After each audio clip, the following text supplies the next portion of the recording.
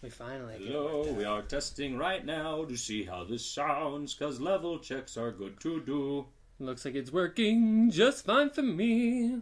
Yes, I'll Now say I woohoo! feel, take a shot of whiskey. Okay. Hi, Mike. Hi, Will, how you doing? I'm doing pretty good. It seems like ages since we've seen each other. I know, you've been to Wisconsin since we last got together to do this. Mm-hmm. And we've been working 12-hour days like crazy, both of us, and you've been doing school and... School, yeah. And that just started on Monday, so I can't say that I've been doing it this whole time, but... Hey, you're such a smarty pants now, going to that college of yours. Finally. Go back to school, kids. It's good for the health. Welcome to another episode of Will and Mike Explain the Movieverse. We are coming together tonight to bring you our thoughts and words on a little film that came out in 1977 that many of you may have heard of called Star Wars: A New Hope. This is the very first in the whole movie anthology that is Star Wars. Yet it's, what, number 4? What is the deal with that? No, Come on. I don't know. The whole thing with Star Wars, I mean, honestly, what else can be said about Star Wars that hasn't been said? But you know what? We're pretty sure we can think of a thing or two. So we are actually going to go ahead and get going by starting the movie right where the 20th Century Fox logo starts and you hear the fanfare. If you're watching along with us, get it ready there where the screen is black right before the 20th Century Fox logo comes up. And we are going to start in 3, 2, 1. Here we go. Ooh. Oh, that's Blu-ray. Yeah, I got the fancy Blu-ray edition going on here. So the logo sounds old, but doesn't look old. And of course, we got to have the Lucasfilm part of it too. How do you think the volume is? Okay? Or... Oh yeah, I think the volume should be just right. Can you hear that? Okay. Nice. A long time ago in a galaxy far, far, far away. Yeah, so Star Wars, I think, honestly, let's face it, if you're just watching it for the first time lately as an adult, I don't know whether that is, like, the coolest thing in the world, or I feel bad for all the time you've missed with it in your life. I keep meaning to show it to my girlfriend, because she's never sat to watch it yet, and I keep telling her, it's like Guardians of the Galaxy in a lot of ways. Definitely. You know, this movie really started kind of that whole genre. It made movies fun again. I mean, we've all seen the documentaries now about how important this was to the movie industry in general, but also just to movies and how they were in the 70s and just what a game changer it was. My dad saw this in one of those movie theaters that were kind of like planetariums. They have the big dome and everything. And he actually watched it in a theater seating like that. So they displayed it on the dome and everything when it first came out. So imagine the scrolling just like going right over your head this entire way. I mean, it's one thing to see it on a TV, but like literally to have it like it's in space, like scrolling overhead of you. It's just like, that's the way it should be seen. I mean, I remember when it was like 1996, and I think I went to see like Jingle All the Way or something like that, and they showed the first trailer for the special edition of Star Wars, and it had that little TV screen that's like, if this is the only way you ever seen Star Wars, well, you suck, you know. Then it suddenly explodes onto the screen with an X-Wing fighter blowing up the TV, and shows all these things and talks about a few new surprises. And, oh man, it was epic to go and see this movie on the big screen and see it in widescreen for the first time, and all the little things that were on the sides and stuff like that. That's what I don't understand about people is a lot of, especially my dad, hate watching movies in widescreen. Oh, yeah. But there's so much of the movie that you're missing. But the black bars erase the top and the bottom. No, Exactly. you fools! It's the sides are now complete. I want it to be the full screen. So here's a fun thing about Star Wars and my experience with it. I probably saw it for the first time when I was about 5 years old. I might have been 4. But, so this is like 1985-ish. And the first one that I saw was at a friend's house, and it was actually Return of the Jedi. So, you know, I see this thing, and I already knew that, oh, this Darth Vader guy is this Luke guy's father, and I got that, and I had the red and green lightsabers. And then I started to recognize my brother already had all the toys. Mm-hmm. So I started to go, oh, this is from that movie. Okay, this all makes sense. But then, after that, I saw Return of the Jedi, and then I saw this one on TV. And we sat around as a family and recorded it because they aired it on TV, and it was a big deal because at the time you had 3 or 4 networks. Right. You know, we didn't have cable, and the fact that they were airing it on TV for us to record onto a videotape was like a huge deal. So that was my Star Wars tape that I had for a long time, and like, you know, I think I'm trying to remember if it even had a couple of minutes cut out and stuff for time and everything. Well, how many heads did you have on your VHS player?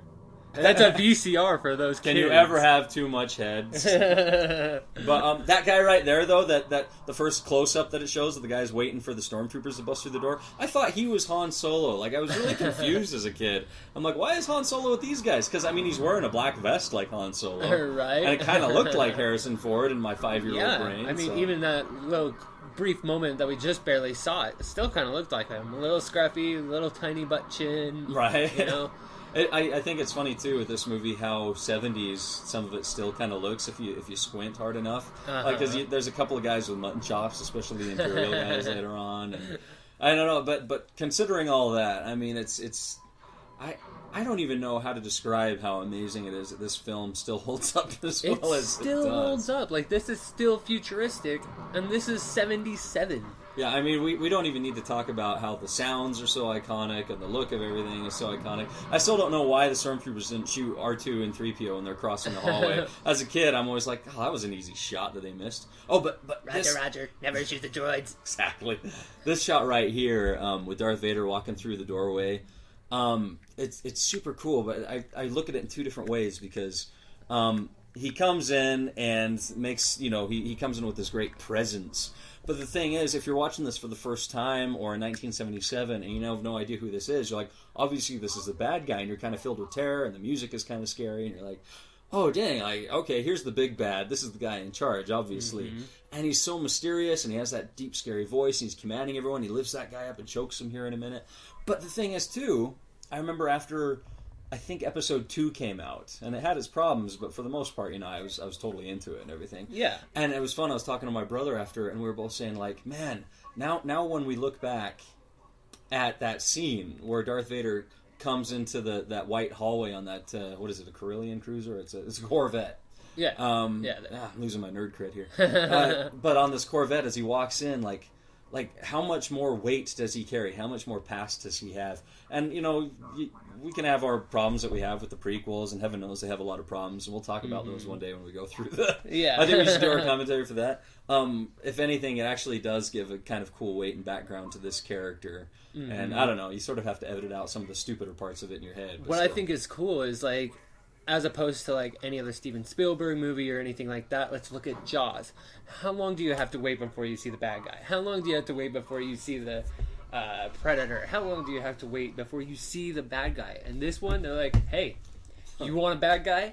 Here's your bad guy. And he's the worst of them all. And he's going to be the coolest, most memorable guy in, like, movie history, I swear. He killed that's a good whole point. School yeah. Padawans. You don't even know, man. This guy is a child murderer. Set phases to stunning. Now that stun ring looks kind of cool, like weird. I don't think you ever see it again in all of Star Wars. I'm like, where did this stunning go from? I know, right? Like, it's just this big O-ring. I don't know, it's crazy. R2, still the most useful droid in existence. He really is. Like, they've said it many times before. He really is the true hero of this saga. Have you seen the recent YouTube videos where they're like putting the subtitles to what R2D2 is saying? Oh no, someone stole my idea. It's so funny. But it's very true. Like, he does have kind of a dirty voice. He's kind of foul most of the time.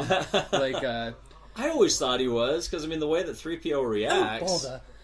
Don't say that. Well, I wish I had your confidence. You know, he's probably telling him, strap on a freaking pair, man. Right? Come on. You know? I wish I had your confidence. Too bad Darth Vader's the way he is. He could have grown yourself a pair of nuts. I've got some awesome pictures of 3PO, though, where somebody photoshopped him looking like with the Terminator's sunglasses and jacket on. And they like, what are the surprises coming out for Episode 7 later this year? And somebody photoshopped him in Jedi robes with a lightsaber, and he actually looked awesome. 3PO, he doesn't get a lot of credit, you know, and everyone thinks he's such a prissy sissy pants or whatever, but he's actually cool. As a kid, I dug him. I probably empathize with him more than I did any of the other characters, just because my mom raised me to be such a worrywart. I think the British accent in like an American movie was the thing that always stood out to me. Yeah. So even like in Die Hard, even with over my head, but Severus Snape, Yeah. How he had the British accent, it just kind of gives that little more mysteriousness and foreignness to it, so you're a little bit more afraid of them. There's something much very exotic about it, and I love what Eddie Izzard says about how British people are always the villains in American movies because of the Revolutionary War. Yeah, exactly. It's never died. Lord Vader, it's the rebels, sir. Well, they're here. Good Lord, man. Do they want tea? But yeah, so Darth Vader, he's bigger than everybody. He's spouting orders and stuff like that. But the thing about this movie that makes it unique among all the other Star Wars movies, Darth Vader is Grand Moff Tarkin's bitch. Yeah, he What's really the is. deal with that? He's like, okay. I mean, really, he almost did just seem like an enforcer and hired muscle if this is the first time you're seeing this and you don't realize exactly who he is. But I remember as a kid, I'd seen Return of the Jedi first, and I was wondering, why is he taking orders from that old guy? Like, right? What has he got on him that, he has to kind of do what he says? It's kind of funny. I just realized something. Since we've been using a new microphone and recording software, now is the perfect time that I'm going to use Darth Vader voices and manipulate our voices. And so I'm just going to once this is all finished and I go in to edit it, I'm just going to randomly have you saying yes, in a Vader voice. I am your father. You can also turn it up so it can sound like 3PO. Oh, dear. I can also make you sound like Lord. Listen, Lord, I am Lord. You overweight glob of grease. Oh, I recently called Dr. Volt's Comic Book Connection, 3300 South, 2180 or something like that. 2180 East, 3300 South. Right next to the Red Balloon Hobby. 2043, yeah. I called Dr. Foltz the other day, so I could get... kind of got a big butt right there where he walks away from R2. He's got a big butt. Anyway. Kim Kardashian PO. Right. And I had them put something new on my hold. Holds are free, by the way, and you get a 10% discount. For anything over $20. Everything over $20. Right. Galaxy Quest, the new comic book they have coming out. Galaxy Quest, the adventure continuing returns. adventures and stuff. Yeah, I'm so excited for that. Oh, we've got a guest today. It looks like Evan's joining us late as usual, but going on, dude. So do you think there's any relation between C-3PO and Havoc, because they still have that big circle thing on their chest? Yeah, I've always wondered if 3PO can actually start throwing out giant bolts of energy from that thing, and for some reason he just holds back. Maybe because he's too scared or something, whatever. Oh, my sister and I used to have this theory that that Tatooine here was actually Arrakis from the Dune series, and that's the skeleton of one of the giant Shai-Hulud sandworms. And because even Luke Skywalker talks about, oh, my father didn't fight in the Clone Wars. He was a navigator on a spice freighter, like the spice melange. So I read an interesting fact about that dragon. That is still there in the desert. They put that there during this movie, and it is still there to this day. It hasn't been buried by sandstorms or whatever. Right. Tunisia's kind of known for them. I'm sure it gets covered up, but I'm sure there's some diehard fans or some people that manage it or whatnot. But they said that they left it there. Well, that's kind of like the Luke's Moisture Farm is apparently still there, and they were able to just dress it up and reuse it for episode 2. Yeah. So moist. Moist. As a kid, these things kind of scared me, but at the same time, I totally wanted a costume of them. But do you think that they are directly an inspiration to the Black Mages of Final Fantasy? They are. They are so Black Mages. They look exactly the same. They also kind of it's kind of like a Black Mage mixed with Mr. Popo. Oh goodness. Please, Dende, please don't be dead. I'll help you find the Dragon Balls. Oh, I've been watching Dragon Ball Z Abridged. Look it up on YouTube. It's hilarious. Anyway, I didn't get why... When I was a kid, I didn't understand why these guys were picking on poor R2. Right? I didn't get the whole thing about them selling him and stuff. Again, I was really confused about the continuity at the time. Because I'm like, wait, don't these guys know each other? They did in that other movie. I didn't understand that the one came before the other. And... Yeah, for many years, I had the hardest time figuring out which one was which. Even to this day... I sometimes don't even know A New Hope is the first one, the number 4. Well, it blew my mind when I was, I think my mom finally said, there's another one of these. And I'm like, whatever, that's cool. And she went and rented The Empire Strikes Back for me to see, and obviously that one was like instantly my favoritist one, for a lot of reasons. And honestly, we should save some of those for when we actually do the podcast for that. I'm okay with that. But yeah, like, so it took me a while. My brother had like a little storybook for Empire Strikes Back that had some screenshots of it and sort of told the story for, you know, a really condensed version of it. And so I recognized a lot of the pictures from it, but I didn't know it was a movie. I just thought it was a book that they made, like a little storybook that my brother had. I'm like, oh, the Continuing Adventures, cool. But then it turns out that it's actually this whole other movie. And after I saw that one, and I think my brother must have shown me in order how it's supposed to go. Like, finally, it all made sense. But it was weird. I remember when I guess I was too young in Return of the Jedi to realize that Luke and Leia were supposed to be twin brother and sister. So my mom's telling me that while we're recording this off of TV, and they're about to swing across the ledge. And I'm like, bull crap, they don't even look alike. They don't even have the same last name. It didn't make sense. That is one of the coolest characters. Like, you never see any of those anywhere else I can actually remember. I think there's a guy that looks kind of like that on the Death Star, like a black version of him, but maybe we'll point it out when we get to it. All this junk that falls off R2, it seriously makes me wonder, like, how long has he been here, and again, as a kid, I'm like, why doesn't their mother make them clean this room up? Right? Luke is just a that freaking guy I loved. Wally? Yeah, exactly. Total Johnny Five.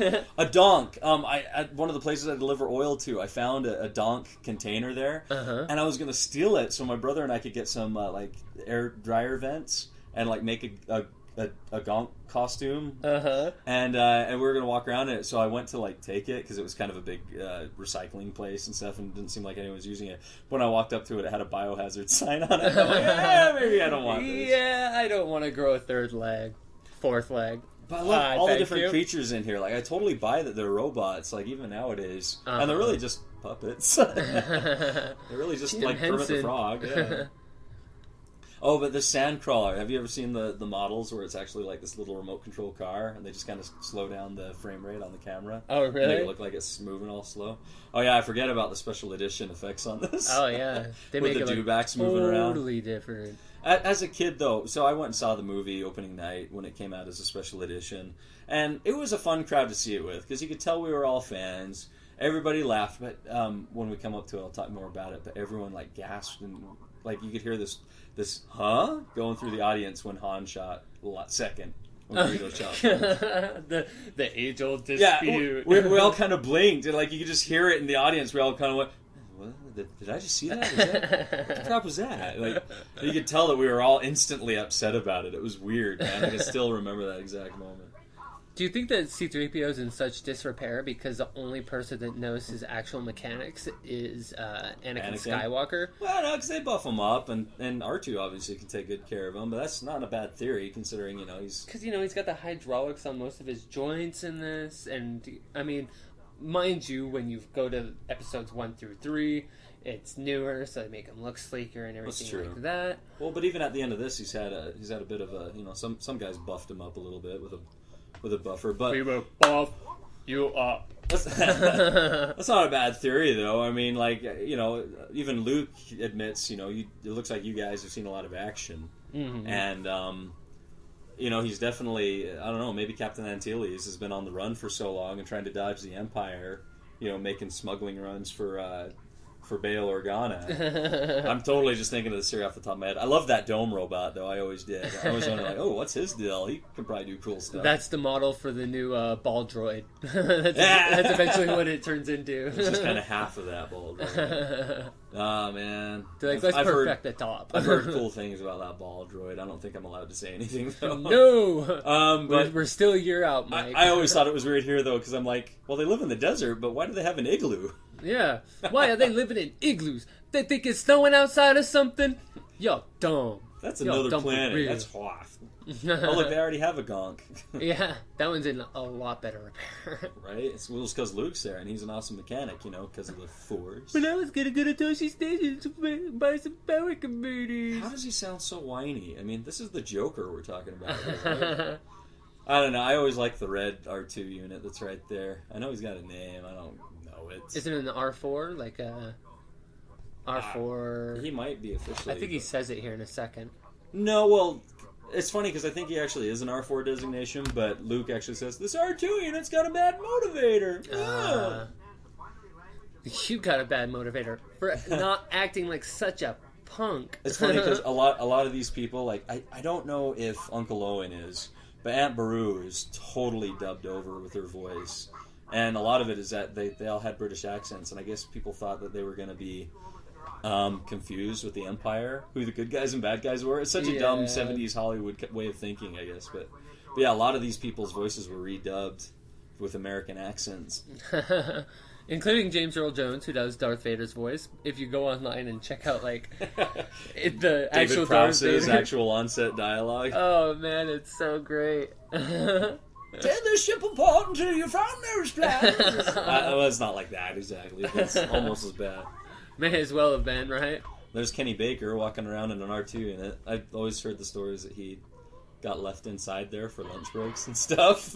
People would just kind of think of him as a robot, which I guess is a testament to his skill at acting as a robot. But at the same time, I feel bad for the guy. And I mean, if he's not going to yell at him when they call lunch, that's his own damn fault. Probably did. He's got a tiny little voice inside of a tin can. But, I'm just sitting in a tin can. Oh, we got the cats on patrol tonight. We got all sorts of special They're guests. all over this booth that is actually your living room. Speaking of special guests, I don't even know where ours went. He dodged back outside. Was that even Evan? It didn't look like Evan. It was supposed to be Evan. No, it wasn't Evan. It was just some guy. Was it Grant? I don't even know if I met Grant. Well, I think I met Grant once. Anyway. Will has a couple of roommates who all have different friends, and it's a cool place. Everyone just kind of comes and hangs out. I'm surprised that you don't have a guy on the couch, like not Dazed and Confused. That's usually Scott. He's the third. Like he's the third cat. The hashtag hey, House of the Cats. guy. So watching this as a kid, just the way 3PO sells that line about how the oil bath must feel so good, I always thought, you know what, that probably does feel really good. I want an oil bath. It made me want an oil bath. I guess it's like a robot hot tub, you know. Have you ever seen Run, Ronnie, Run? No, actually. Oh, it's a David Cross movie, and it's so hilarious. It's basically him just getting arrested all the time. And one of the times, he goes around a corner, and the cop's looking for him, and he just appears out of an oil drum, and he's just, like, dripping in oil. Oh man, that's my home. I don't know what happened. I've been sitting here all day. Man, I'm working with that stuff. It just makes me cringe to think about if that really happened. Oh, yeah. All right, so here we're going to see the Leia hologram. And Get in there, crazy Luke. How cool it still holds up. And it's such an iconic hologram thing, you know, with the weird waviness of it and everything. Mm-hmm. It's like the first hologram you see from Star Wars, and it just continues in the and they all kind of have that series. weird subspace recording, transmission, whatever, you know.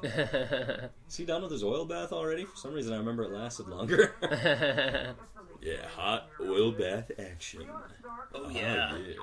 There it is. Alright, there's the hologram. It's funny how it keeps looping here. Like, I never realized that.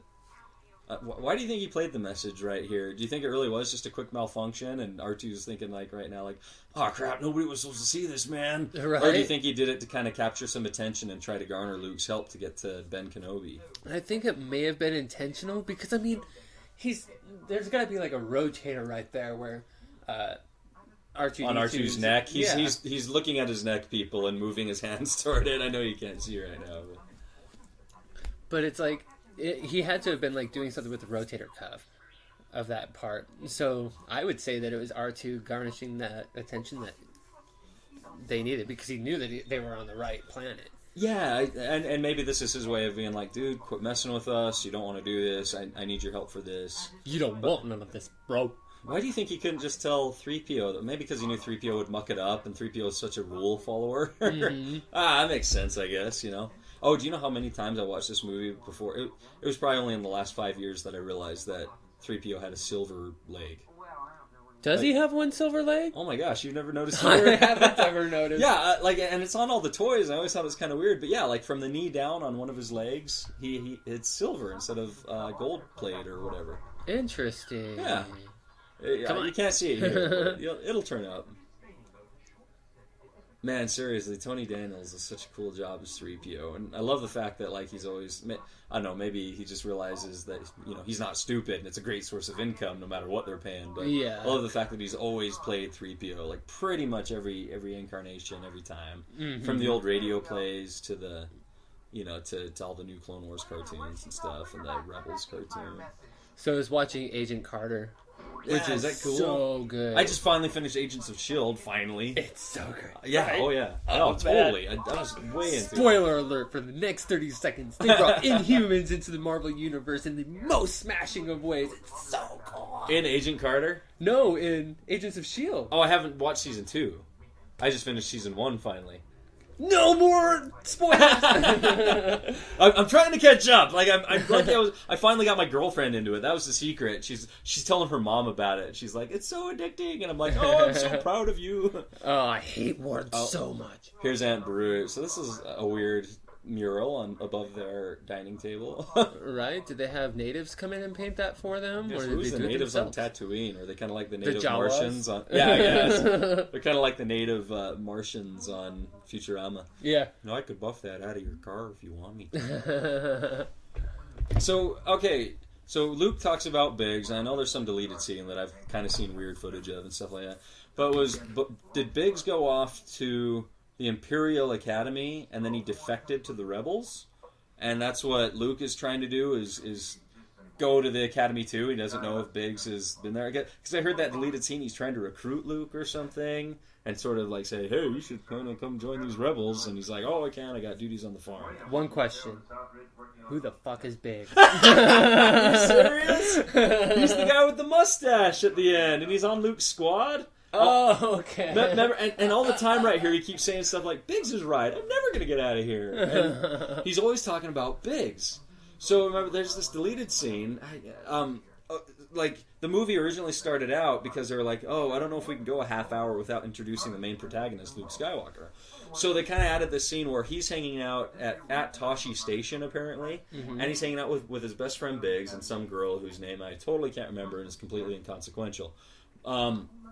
But Biggs is sitting there and he's kind of got this cape, like Lando style or whatever, and he's talking to Luke, and like, they're sitting there talking about stuff, and I think Biggs is trying to recruit him either to go to the Academy or to defect and join the Rebels with him and kind of like test him, like, hey, the Imperials aren't so cool, but you should come with me to this other thing that I'm into. So Biggs goes off to the Rebels, and it's about him leaving. Well, then Luke, he can see that there's a space battle going on up there, so he takes out his binoculars, and he's wearing like a fishing hat or something. And he takes out his binoculars, and he's looking up there, and he can see the space battle going on, and that's when the camera goes up into space, and we see the Star Destroyer attacking the Corvette. So it was like this whole fabricated scene that, like, again, there's footage of it, and you can totally see it in places, but I forget if that's what Biggs' intention was. So Luke keeps mentioning Biggs, and then later when he gets to the Rebel base on Yavin 4... It's like, oh, what's up? And that's loud. Yeah, like him and Biggs run into each other, like, oh, dude, oh my gosh, it's you. Oh, Luke, hey, this guy's a really great pilot. And they're on the same squad in the Death Star run, and Darth Vader ices Biggs. So anyway... Man, Biggs has a cool 70s porn But star. Dad won't let me have any friends. Yeah, exactly. So I'm gonna He's a bad influence, Luke. He made you join those rebels. When I go in and edit this, I'm totally gonna do a C-3PO beep over or R2-D2 beep over my F word. It's gonna be awesome. Dude, I will buy you something amazing if you do that. Look at that car right there that's in his hangar. It actually shows up later when they're in Mos Eisley. And these binoculars I thought were the coolest thing when I was a kid, because look at all the cool information it gives you. Yeah. I mean, I guess it's like real military ones will do that for you, but as a kid, I thought it was like some awesome space binoculars. It's like, what are those? Can I buy those? Oh.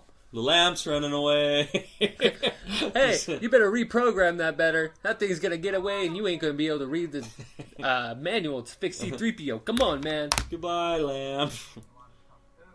I don't know. So that was another thing about this movie, just as a kid, like looking at Luke's belt. He has so many cool things on it. And then later he has a stormtrooper gun and a lightsaber. It's so the like... age of the pouches. Yeah, maybe that's what inspired a young Rob Liefeld. Right? Because it doesn't Han Solo, like we eventually have Han Solo come in and he's got like pockets all over, or like pouches all around his pants. No, but Chewie does have that bandolier that's pretty much supposed to be a bunch of pouches, I think. And Nah, the Han was all about like tight pants showing off the bulge. Definitely. And he pulls off the boots look that's cool. That like my girlfriend can do that, but I can't do that for some reason. Same with the vest. Look at that food processor. She was sticking stuff in. I always wondered what she was making and if it was delicious because I was kind of the fat kid growing up. I was wondering if she was powering a time machine like Doc Brown or something. Oh, yeah, it totally looks like a Mr. Fusion. Yes.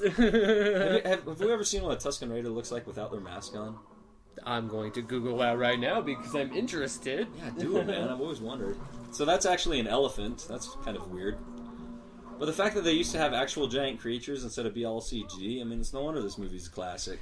Wait, when did they get to Utah? Right? Is that Death Valley? I know, if it was just a little more red, it would look just like St. George. Yeah, it must have been Grant because it says, "Practice again, man. We have a show tomorrow night." Yeah, I told you it was Grant. Or, well, some guy that I never met who turns out to be Grant. Yeah. Sorry, Grizz. I wonder if these are the Blu-ray edition. I have no idea if this copy is or not, because it's just been the one that I found on my computer for a long time that I got from somewhere. And we'll find out real soon if R2-D2 is hidden behind way too many rocks. These things make scary noises, but when my brother and I get really excited and celebrate, we always do the and wave our hands above our heads like that. Whenever I run away, I do the and like run away. Let's see. Tusk. All right. Oh, yeah. I think he's hidden behind two. No, well, maybe not. Maybe it was just that shot.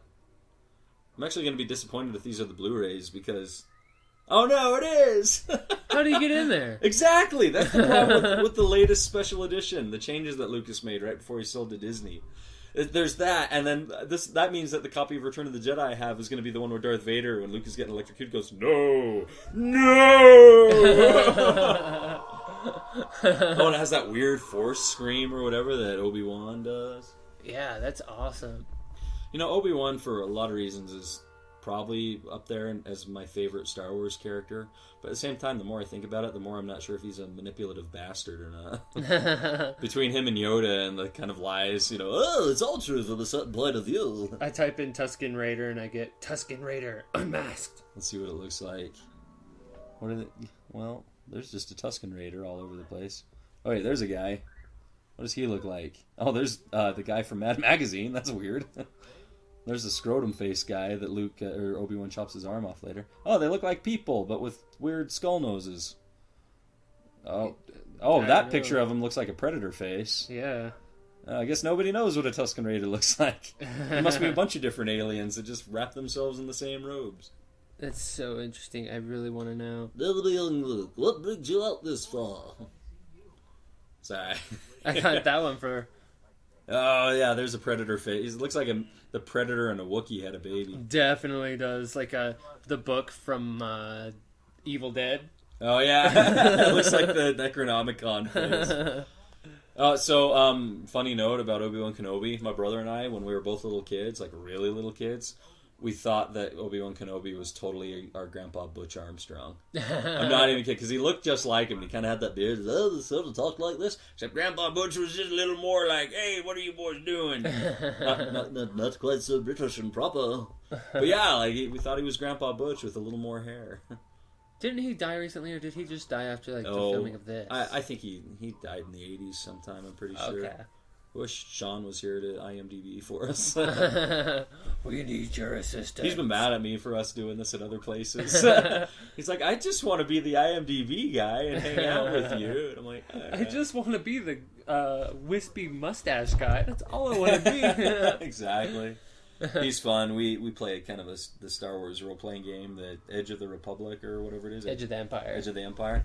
And he's fun. We all play on a ship together and kick all kinds of butt together and storm facilities together, and it's fun. We took down a couple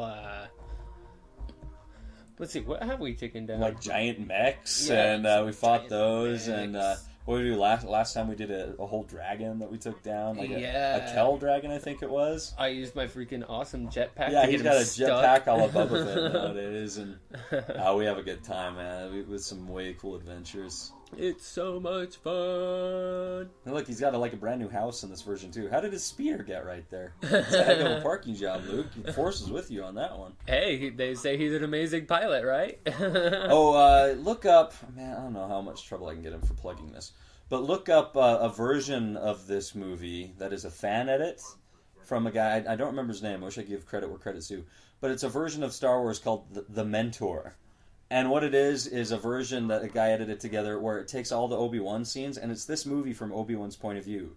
And in this scene, like for instance, when he's talking to Luke about his father, now Anakin was the best starfighter in the galaxy, and blah, blah, blah. It cuts back to the scene in Episode 2 where Anakin and Obi-Wan are going up the elevator, and they're like best friends. And it re-edits scenes from the prequels into flashbacks that Obi-Wan is having in this movie, and it gives it all this weight and stuff. The way he edits it together, and the way that he puts together the final battle between Anakin and Obi-Wan on Mustafar, and then juxtaposes that with their battle on the Death Star here. That's so cool. It's so cool, and like you actually, feel the emotion behind it. And when Anakin says, "I hate you," it's so much more poignant.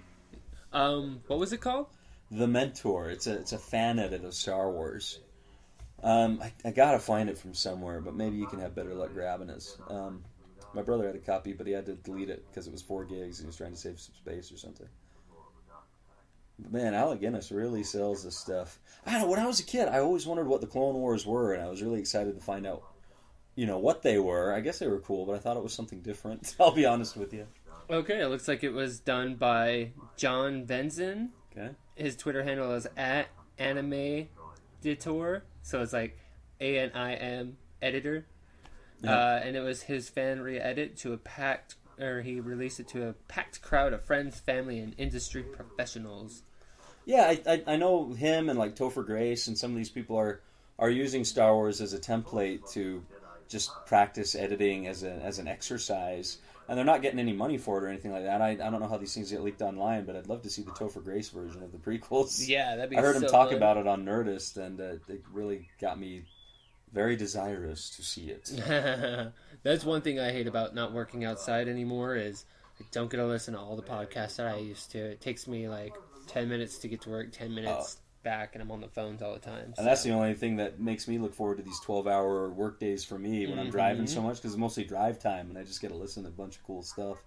I've seen some fan stuff where people take the scene on YouTube and they make it like some hot dancing girl, and Obi-Wan's reactions are completely take on a different context. It could even be like a smut film, and he'd be like, "Oh my gosh, what am I watching?" She says about years ago, you served my father in the Clone Wars, and I don't remember in the Clone Wars TV series or anywhere seeing Obi-Wan directly under Bail Organa or anything. But I guess they kind of were buds, and talked a lot. Yeah, and they're there together at the end of Episode 3. He's just name-dropping to make himself look cool to his daughter. Yeah, you shouldn't do name-dropping. Robert De Niro told me that. I was once told by Harmony Korine. No. Yeah, exactly. Nobody knows who Harmony Korine is. He does weird films. So, Alec Guinness being like super good in this part and totally bringing a great weight and a gravitas to these scenes and to this, the Force could so easily be talked about in such a silly way, and especially when people don't have any grasp of what Lucas is trying to get across about it at this point before these movies came out. And you got to give some thanks to Sir Alec Guinness for really bringing home, a lot of the themes and motifs of the movie and selling us on these weird ideas. Mm-hmm. If you really stop to think about it. Oh, where are you holding that lightsaber, Luke? That's a little suggestive. I was totally waiting. Did I already miss the part where he aims it right into his eye? I was totally going to be like, most powerful weapon in the universe. And he looks right at it. Right down. I've seen that meme. That's great. So I've seen another weird fan edit of this where they make a big deal about the introduction to the Death Star, and it plays the Imperial March, and you see all these Star Destroyers over this planet, and they all kind of come into orbit of the Death Star, and it's totally cool. That would have been so much cooler, because it's like, there's the Death Star. It's the same version that I've seen. I can't remember the name of it, but on it, when it blows up Alderaan, it makes a much bigger show of how the planet sort of implodes and destroys. And on it, you see a shot where they sort of photoshopped or something. It's the place at the end of Episode 3 where he brings Leia, and Bail Organa and his wife are sitting there holding baby Leia. It's like that balcony, Mm-hmm. and you see Bail Organa and Jar Jar sitting on it as the planet explodes. I'm like, oh, so that's what happened to Jar Jar. Take that, Jar Jar. He wound up being like the housemaid for him after all that time. Well, I got the better to do. where else is he gonna go? The Gun sure didn't seem to want him. But this scene right here is probably the most, to use a Star Wars pun, the most grievous use of. Thank you. The most grievous use of sideburns and the look of the 70s, that this series gets. Besides all the mustaches that are actually pretty cool. Do they just keep cigars in their pockets? Is that what I always wondered! They always look like they have victory cigars. They just win so many victories as Yeah, cereals. or like, there's that scene on Aliens when Vasquez and the Colonel, I forget his name, they're stuck in the shaft and they just decide to blow themselves up rather than get taken by aliens. And they pull out that weird thermal grenade or whatever that's like... It's like a stick with a button on it. They press the button, they clasp their hands, and it explodes. And it looks just like those things. I'm like, why do they carry grenades with them? Well, this is the future. They're probably just their vapes, They don't freaking things everybody's sucking on these days. Well, if they're anything like Spaceballs, they don't have enough fresh air where they come from, so they're probably just sucking on that. I was on the phones today, and I was making, I was talking to this customer about how bad the inversion is here in Utah, and how you can barely even see the sky or the mountains or anything like that. He's like, you almost need a vacuum for something like that. I'm like, yeah, just like in Spaceballs. He's like, that's so funny. You youngins have seen that movie. Of course we've seen that movie. Yeah, a giant Mega-Made vacuum to clean up this Utah air that we get in the winter. So this is that really funny line that Obi-Wan says, where he says that only Imperial stormtroopers are so precise with these blasters.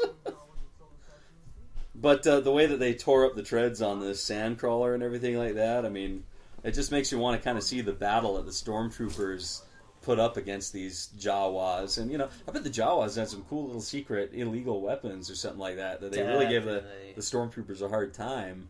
But, the stormtroopers got a whole Imperial fleet behind them, so there you go. Yeah, they tore them up. Right? There's holes blasted in the side of it, all kinds of stuff. And it's funny because they can't shoot anything else in the freaking entire universe. But I'll tell you what, those Jawas, they'll shoot the hell out of them. Yeah, they shot R2 pretty good with that stun gun or whatever. I saw a funny picture of what a stormtrooper's helmet looks like from the inside. And it's got those tiny little eye holes and explains why they can't hit the broadside of a barn. Oh, and then remember broadside of Luke's barn. Remember that classic video, Troops? It's like cops. And it shows the troops when they show up here for a domestic dispute between Owen and Beru. And she gets all freaked out and has the thermal detonator and blows it up. And that's how they actually died. It was just an accident. The stormtroopers were like, what a mess. All right, let's get out of here. Let's call this one in, guys. That's so brutal. It's funny? Luke's hair, I know it's like the 70s, but it actually looks like a lot of the hairdos today. Damn, you got some nice hair, Luke. He did have pretty golden locks, didn't he? Yeah, he did. What is it about Storm... My brother does this great impression of what it must be like to be a TIE fighter pilot. He's like, hey, Mike, this is what it must sound like inside the cockpit all the time. He just keeps screaming. And he's like, it must just drive you nuts. Out there for 2 weeks floating around in space. Oh, there's Dr. Ball. Dr. Ball? I think on the riff tracks they talk about this part and they're like, sure, we could administer the shot ourselves, but this way it just seems so much more expensive. It's so much more cold. So what's something funny about Darth Vader in this movie that is not in the other movies as well? His helmet's not shiny in this one. Yeah, it's not nearly as shiny as it is in Empire Episode 3 or Return of the Jedi. Mm-hmm. So wait, are they actually burning the Jawas? Like the Night's Watch or something? Yep. Don't want those are they gonna cook them? White Walkers coming. Is that what's going on? I guess they can't bury him. It's all rock around. Why is R2-D2 just standing over the pile of dead bodies? Just like... He's looking into the fire gleefully. See him dance a little bit when he waddles? Back and forth. He's excited by it. It's really creepy. That's R2 for burn, bitches, burn. So what's funny is, like right here, Luke, his aunt and uncle who raised him literally is from a baby have just died, right? And later, he shows more remorse for losing Obi-Wan Kenobi than he does for his own aunt and uncle, who are essentially his parents. On video when I used to watch this, and it showed Mos Eisley in that faraway shot right there. Uh-huh. Like, I don't know what it was, if it was the TV screen, if it was the copy I had, or if it was just the original version before the special editions. But you go, Mos Eisley Spaceport. And I'm like, where? It was some little thing. You hadn't actually I don't see see it any anywhere. spaceships through there. What are you talking about? Yeah, so, I don't know. I call these parts with the droids and stuff and little mice, like, goofy. But I actually kind of dig it. Yeah, definitely. I think it adds a lot to showing you what this place is like. But still, in 77, I mean, the shots that they did have and the atmosphere that they gave this place really sold it as like this other world city. There's the ship that's in Luke's right in front of that. It's the one that he had inside his like mechanics bay or whatever, his garage, I guess. He totally got jacked. Yeah, maybe it did. There's what are those story. Proton Pat? Why are they like? Are they Ghostbusters? What's Totally going on looks here? like They better it. not cross streams. I'm worried about these guys. Well, my brother used to. I asked him what that could possibly be, and he's like, "Well, duh, they're on a desert planet. It obviously has like a bunch of supplies and canteens and ammo and different stuff." And I'm like, "Yeah, that makes sense." But then only at a certain rank. Yeah, apparently. I remember we got the toys for that guy like one day in I don't know, probably 2003 or something. And my brother's looking at him, he's like, "It looks like he rolled around in poop." It was just supposed to be dirty. Oh, there's a red R2. Is that new? So much cooler. Can we switch our R2 units? Like, seriously? I like it better in red. Yeah, can you just wash the windshield for me and then piss off? Thank you. Look at that little guy back there. Looks like Kenny Baker walking around a spaceship on stilts. That guy right there? The only other black man in the universe besides The only other Lando? black guy in that universe. It was probably put in the DVD edits. He might have been. Like, we need some color. That was one thing I noticed about... I saw The Hobbit, The Battle of Five Armies, and I dug it. I actually can't wait for the extended edition, because I heard that they cut out a lot of stuff just so they wouldn't take the same flack they did for how long Return of the King took to end. Mm-hmm. But anyway... in it, there's a lot of shots of Lake Town, and I guess it makes sense that it's a port town. It's kind of at a crossroads, so there'd be a lot of different kinds of people there. But it seemed like they were sort of shoehorning in, like, here's some Asian people, here's a black guy. Here, you're like, all right, we get it. There's diversity in Middle Earth now. That's fine. Okay, let's move on. I don't know. The cantina actually is really cool. All the different aliens and stuff. Still hitting hookah. Yep. I don't know how they got that from this. That guy is too young to drink. The little guy. Satan is there. Yeah, for some reason, it's Lucifer. Play that same song. Oh, there's a guy with some mutton chops. Actually, it looks like that one guy who's a bad guy in like Air Force One and played the reporter guy on Apollo 13. I don't know. Some of you might know who I'm talking about, but whatever. So what's the deal with the discrimination about droids in the Star Wars universe? Right. On how they're like second-rate citizens or treated It's as like, property. These guys get nothing done without these droids. They are crucial to your life at this point. They even like help birth your babies apparently, and Unta. with its weird salad tong hands. Yeah. There's Kenny Baker, R2 himself. Nice. There's those blue aliens that I think are the same guy that play our nemesis in our Star Wars game. Oh, really? That's him, huh? I think he Or actually his looks race? more like Grand Admiral Thrawn. There's a Hammerhead. Those guys were cool in the Genndy Tartakovsky cartoon. One of those is going head toe-to-toe with Grievous. It was way cool. Nice. Oh yeah, I forgot that he kind of meets Chewbacca at the bar, and that's how they sort of find Han Solo. He doesn't like you. But wouldn't Obi-Wan and Chewbacca maybe have a history? Because Yoda and Chewie sure did. Uh-huh. So, like, Chewbacca totally would recognize who Obi-Wan is, right?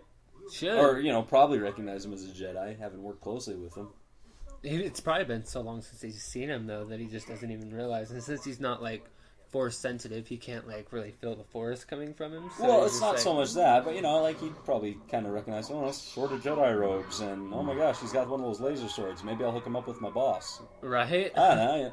I don't get why that guy had Wolfman hands. I guess he already had a weird nose. Man, that guy's got problems in life. If this was a Men in Black show, that guy would have been called a Balginian. He's got his balls on his chin. Got the chicken bears. Man, poor Luke really does get thrown around a lot in this movie. He's like the worst Jedi ever. I know he started late, but come on, Leia's a better Jedi than you are, and she's not even Force sensitive. You know what, though, despite that and all the mistakes that he makes in Empire Strikes Back, you know, by the time he gets to Return of the Jedi, he actually is totally badass. Yeah, definitely. Even though he dresses like a Sith. Oh, you know. Yeah. I know it's supposed to be a representation of his innocence being lost. Mm-hmm. You know, going from white to gray in the middle movie to black in the last one. It's pretty apparent. I forget how 70s Han Solo's shirt looks in this. Heck yeah. Tunic, baby. That's leftovers from William Shakespeare's wardrobe. Poor Harrison Ford. I guess it's like part of his thing in interviews. He will not do an interview if you ask him Star Wars questions. Like, that's one of his caveats or whatever. He just says, like, no Star Wars. Don't ask me anything about Star Wars, but I'm going to make a hell of a lot more money because of it. So I heard that, who was it that I heard? The guy that directed Iron Man. Jon Favreau? Yeah, he was talking about working with Harrison Ford on Cowboys and Aliens. And he said the trick to getting him to talk about Star Wars is to talk about things like they're his fault. You know, like say, so were the Ewoks your idea or what? And then he gets him mad about it, and then he'll tell you all kinds of stories.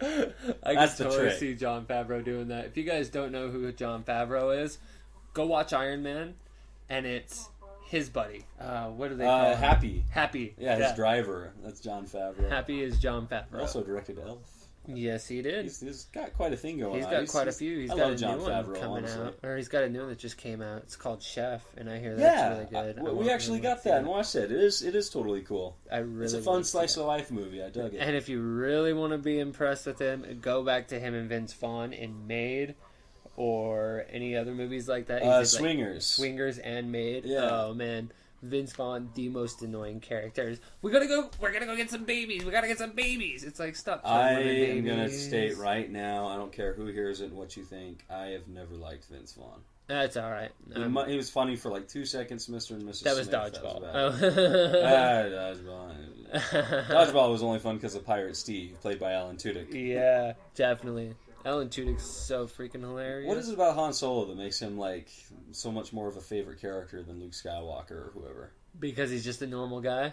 Yeah, maybe. Like, he's a normal guy thrown into an extra ordinary situation. And... Well, he really is just, he's the kind of guy I guess we all want to be, where he's sort of more of a pirate and looks after himself and has that attitude that we all want to have. Plus his best friend is a big hairy creature. Because he has a dog. He gets to go everywhere with his pet. His pet's his best friend. That's all my big hairy creature friend does. I really think, honestly, I think it's this scene really defines him as a character, and that's why it's... I'm not going to go into it, but that's why it's so bad that they make it so that he doesn't shoot first. Because the fact that he shot first totally sells his whole character and his attitude and everything like that. Mm-hmm. And you change like his whole character by making him not shoot first. Yeah. But still, as a kid, even though I'd seen Return of the Jedi, I couldn't believe how cool this guy was when he did this. Yeah. You know, even though I already knew what character he was. Like, it's so horrible. They made it slightly better than the 97 special edition, though. Yeah. Like, what? Even they were confused. They're like, did he just shoot first? What the hell? What was that? His attitude, sorry about the mess, just pays the guy off to get rid of the body. Shoots a couple of the Jawas on his way out just for fun. He's like, I already paid for the mess. That's how Han Solo rolls. So I guess Dr. Ball was a mind probe? Is that what he's saying here? I guess so. The needle. Oh, that guy's learned his lesson. At least his throat got better. He's talking to Vader again. Yeah, is he wearing a mustache? Yeah, exactly, from Robot Chicken. It's funny, you don't see his face again. I think he might be one of the guys that tells the people to fire the Death Star laser. I don't know. Oh, my brother still tells me that all the time when we're going into a place or we're leaving the car. Lock the door, R2. Lock the door. He says it just like that. Lock the door tight. Oh, man, Seriously, how lazy are they that even though the door's locked and they're looking for these all-important droids that Lord Vader himself is supervising, they're like, it's locked, let's move on to the next one. They can't be in there. I guess it's really hard to lock doors, and that's what makes R2 so special? I don't know. Go ahead. I wasn't going to say anything fun. Whoa, look at him. The guy on the right. Yeah, that robot. Droid. We saw one of him in the crawler also. Yeah. And that's the first one I've actually must be the same one. I'm glad he got away from when the stormtroopers attacked. Right? He's like, I am so glad they died. What's up with this guy's penis mouth? Penis mouth. It's a huge penis mouth. Oh, yeah. Actually, kind of feeling threatened by it. And here we have Jabba for the first time. Say what you want about the special editions. I actually really like this scene being included. And I like the deal how they make him walk on top of his tail. Again, it just shows how awesome Han Solo is. Which I know is kind of cliche nowadays, but let's face it, it's cliche for a reason. Indeed. And then Boba Fett showing up right there. I mean, it's nice to tie him into this. And makes him that much more relevant when you see him later. That's a woman, right? Who, Greedo? Is that still Greedo? He shot Greedo, didn't he? It's probably Greedo's girlfriend, and she's probably really upset. She's my Greedo. Still, when I did see this in the theater, though, to see this whole extra scene thrown in here was like the coolest treat in the world. It's like, what? They're walking together, talking together? That's something we noticed. He steps on his tail. I think it's a cool gag, man. I don't care who you are. Complain all you want about Star Wars or how oversaturated it is. I mean, that's great. I was, okay.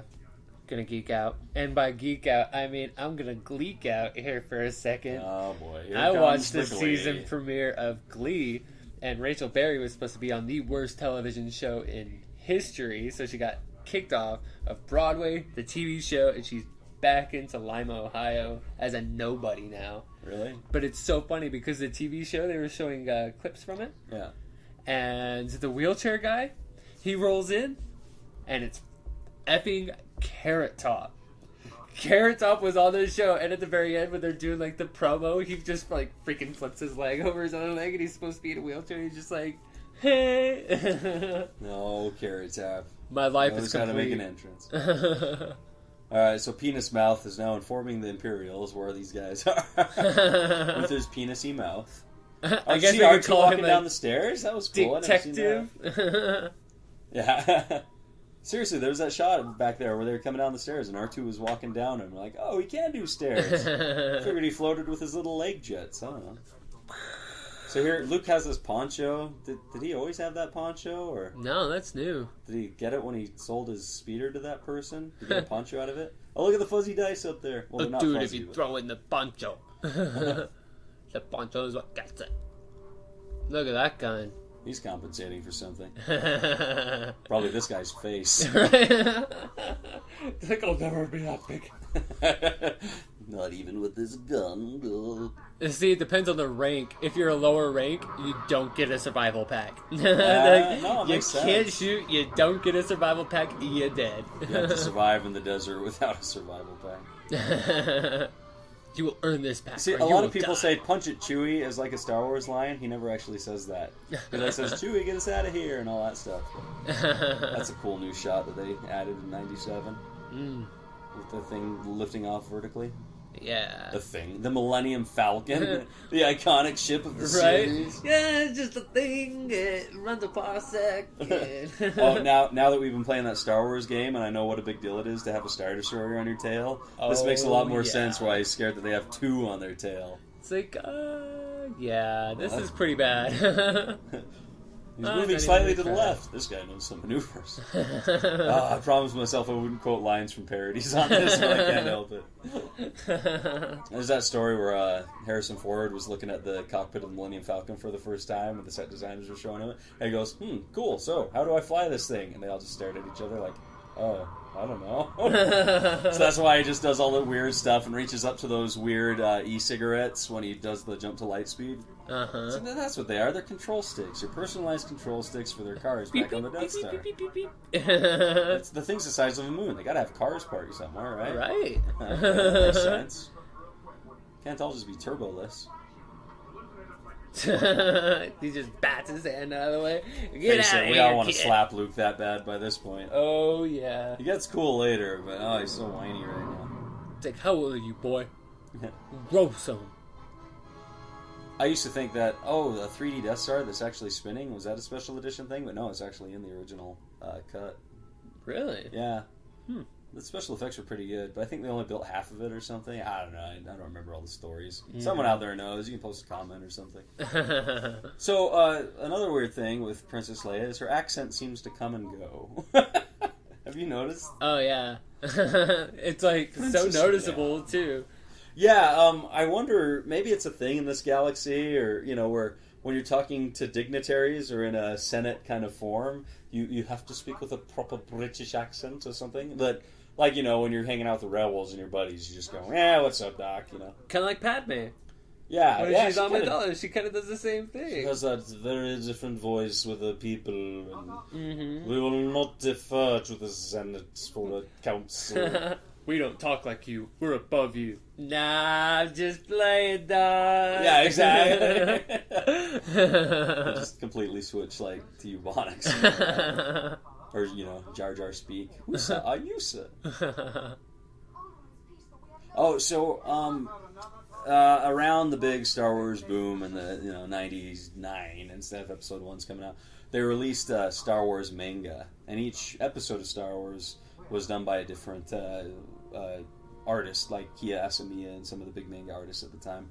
Well, in the manga for Episode 4, this scene was really cool because it shows the shot of the Death Star laser hitting the planet, the Alderaan, and it shows from the surface all the dirt and the mountains that are just leveled by the impact of it. And it cuts away to the shot of Leia, like, burying her face in her chest, and as she looks back up at the camera, like, it focuses in on her eyes filled with tears, and just brings in, like, what weight that moment carries for her. Oh, definitely. What's with these guys' helmets? They can't even see anything. I know. Why are they just normal stormtroopers? Like, you guys are not cool enough to wear the stormtrooper uniforms. Oh, here's a bit of trivia. The first time you see a planet explode and that ring shoots out, can you tell me what movie? I'm almost positive it's Star Trek VI, The Undiscovered Country. It's the first opening shot of the movie. Just an explosion from a planet and a ring that just flies out like that. Which ends up hitting the Excelsior, and Captain Sulu feels it. Oh my. Keeping his tea. Yes. His documentary's on Netflix right now. Oh, To Be Takai. Oh, I gotta see that. I finally saw the voiceover one that John DiMaggio did. Oh, yeah. That was great. I know that voice. Check it out, people. It's worth your time. Go buy it. He funded that entire movie all by himself. Man, I'm kind of glad that they didn't replace the special effects on the chessboard for the special edition. I'm really glad they didn't, but... That's so cool. I know. I would love to play space chess. That's wizard chess. That's Star Wars chess. It's cooler than wizard chess and that 3D multi-layered chess from Star Trek. And it's so much cooler than that chess set that you used to play on Windows 98. Yeah, man. Take that, Windows 98. You suck. We don't even need you. Literally. Who knows what Windows 98 is? This look that Chewie does right here where he puts his arms behind his head. It's like my favorite Chewie shot I'm ever. all good. I want to get a screensaver of that or a background for my computer.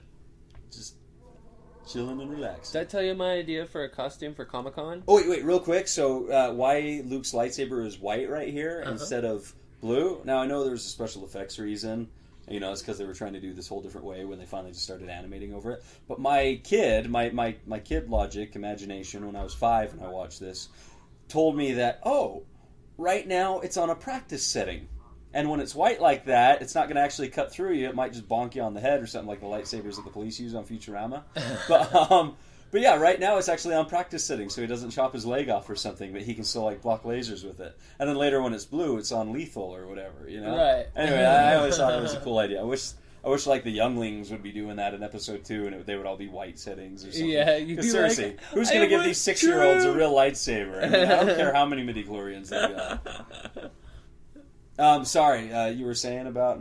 Did I tell you about my cosplay that I'm doing for No, not the FanX? Not this one. I don't think Salt so. Lake Comic-Con fan experience. It's gonna be fun. It's like 2 weekends from now, right? And I just got my hair cut, and I'm gonna go as Quentin Quire. Oh my gosh, with the pink hair. Yeah, Dude, that's gonna be great. I'm gonna get like a faux leather jacket and a pair of jean shorts, which I already have. You gotta get a shirt that says Cyclops was right. I was gonna get a shirt that says Professor Logan sucks. Get that, and then get something on the back that says Cyclops was right. People totally go crazy for that. I might just do the Cyclops was the right part. He's really cool in Axis. Oh, I got to give those back to you. They're in my car. I'm sure he's cool. Like, ever since he's got the new uniform and, like, they're doing Uncanny X-Men and all that, I've actually kind of gained a new appreciation for Scott. Like, he's finally not...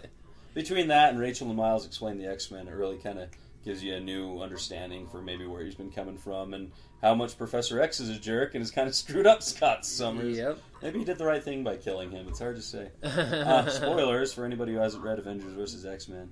But, you know, you've had a couple of years by this point, so get over it. Yeah, come on. Look at Grand Moff Tarkin's chair. I know, none of those chairs look very comfortable. And I always thought that was another Dr. Ball in the center of the table. I know, it looks exactly like a Dr. Ball. Maybe they just keep it there in case they need last-minute surgery. Just in case Grand Moff Tarkin has a heart attack, because he's clearly 128 years old.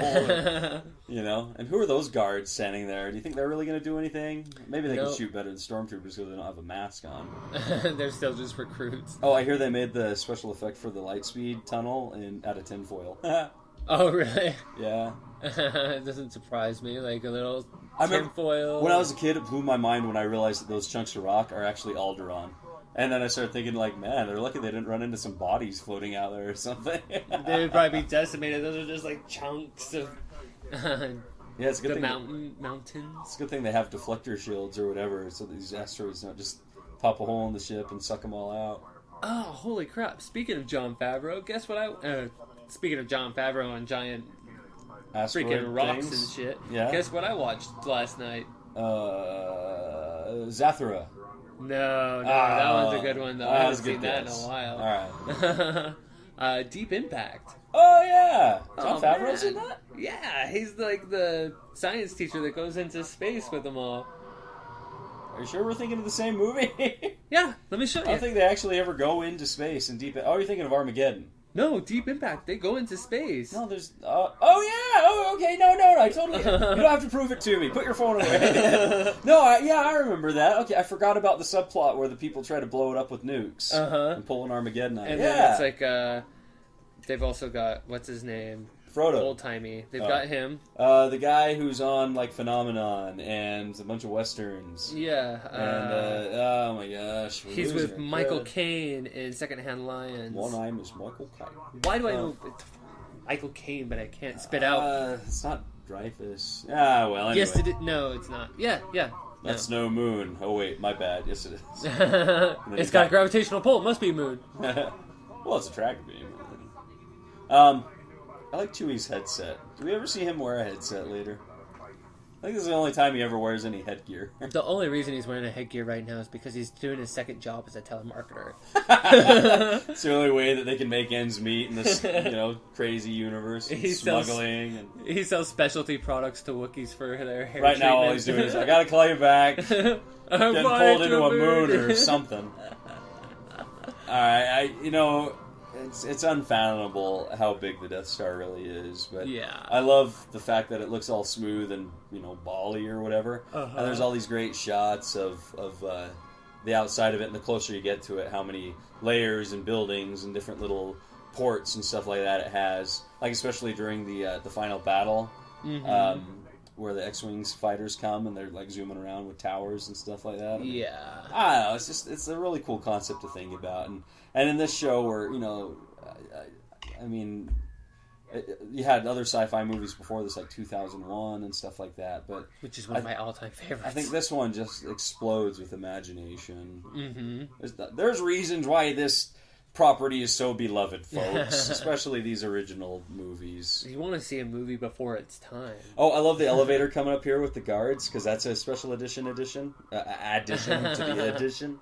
And before it was just a giant hole in the ground, and I always wondered, why is there a giant hole there? Yeah, like are they just missing a big floor? They're just asking for people to fall in there. Did they run out of money because this place is so huge? Like, and especially nowadays, and I'm like a truck driver and work in industrial areas, and I'm all OSHA trained for safety that's ingrained in my, the wrinkles of my brain. I see a hole like that, and I'm just like, that is just an accident waiting to happen. Where's the cones and the barricades to keep people safe? You just see like a whole army of stormtroopers just walk into it because they can't see what the hell they're doing in the first place. There's There's a great comic out there in the old Star Wars tales that Dark Horse did, and it's a budget meeting that Tarkin and Palpatine and Vader and everybody are there for as they're building the Death Star.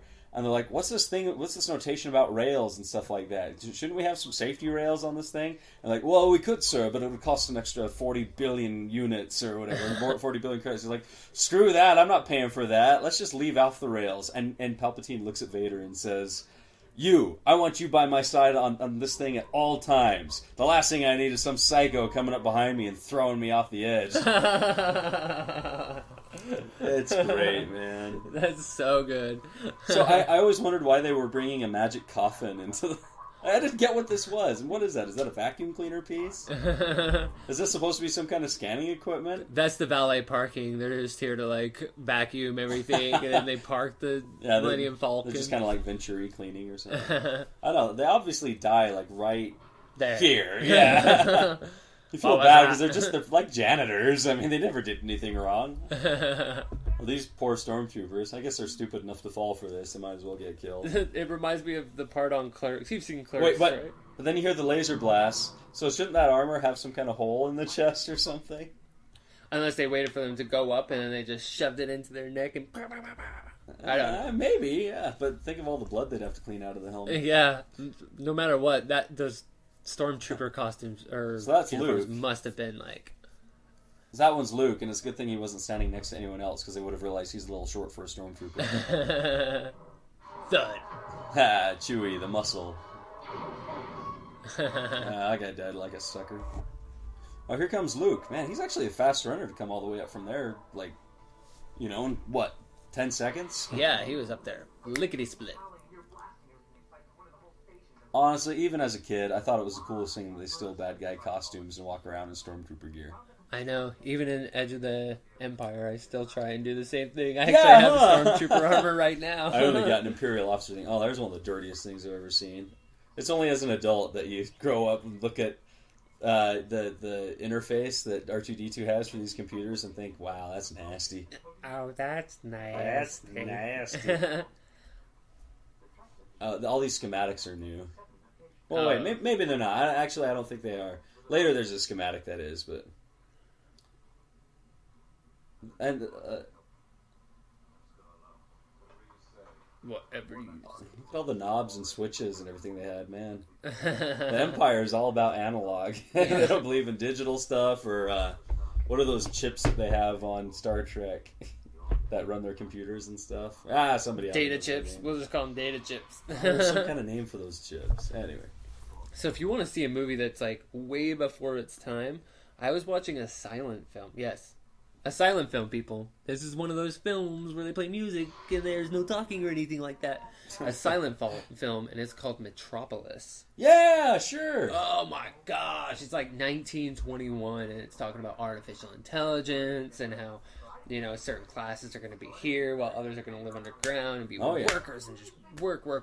Yeah, so much of that was a huge inspiration to this, just...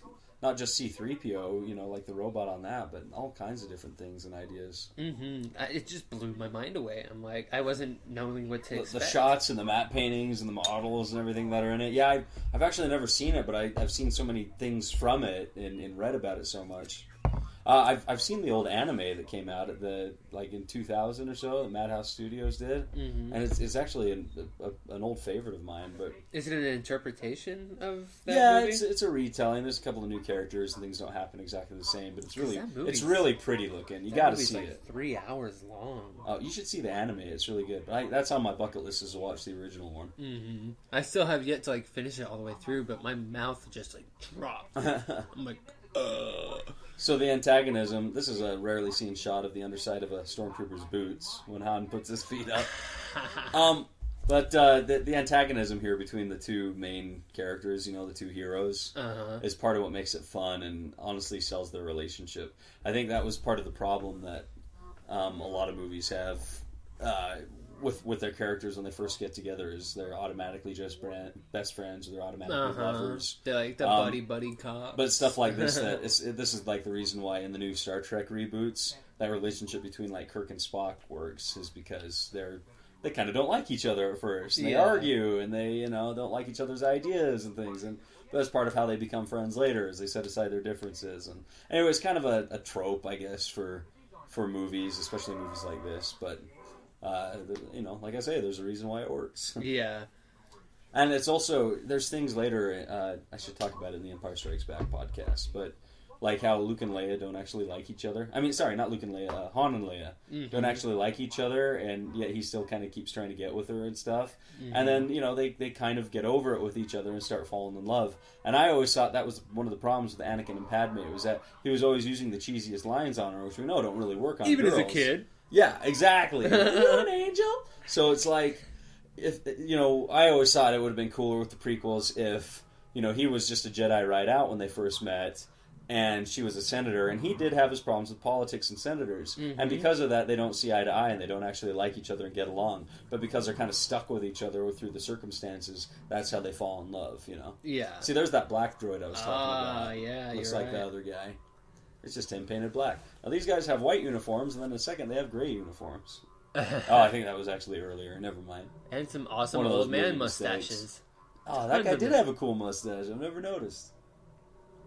So I was thinking about another little podcast that we could do, and I got it because I was watching Agent Carter, and it's those old school Captain America radio shows. I read about that. Yeah, oh, it'd be so much fun. Do something like that. Stop there, Hitler! You cannot press forward while Captain America is here. Oh, Steve! That's really how the old comics were. I heard the old 1940s Captain America comics.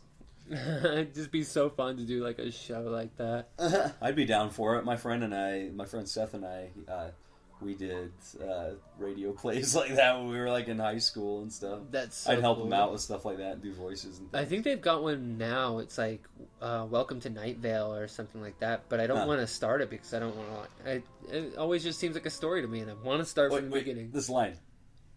Where are you taking this thing? As a kid, that always made me laugh. To your mom's house. Cell Block 1138. Reference to Lucas's first movie, THX. I always loved this scene as a kid, where they're just kind of surrounded and against all odds, and they have to shoot out the cameras too and stuff. And Luke is so horrible with a gun that he just hands it to Chewie. Well, he's actually probably being pretty smart about it. He needed to arm him. Oh my gosh, your cat sleeps like a human.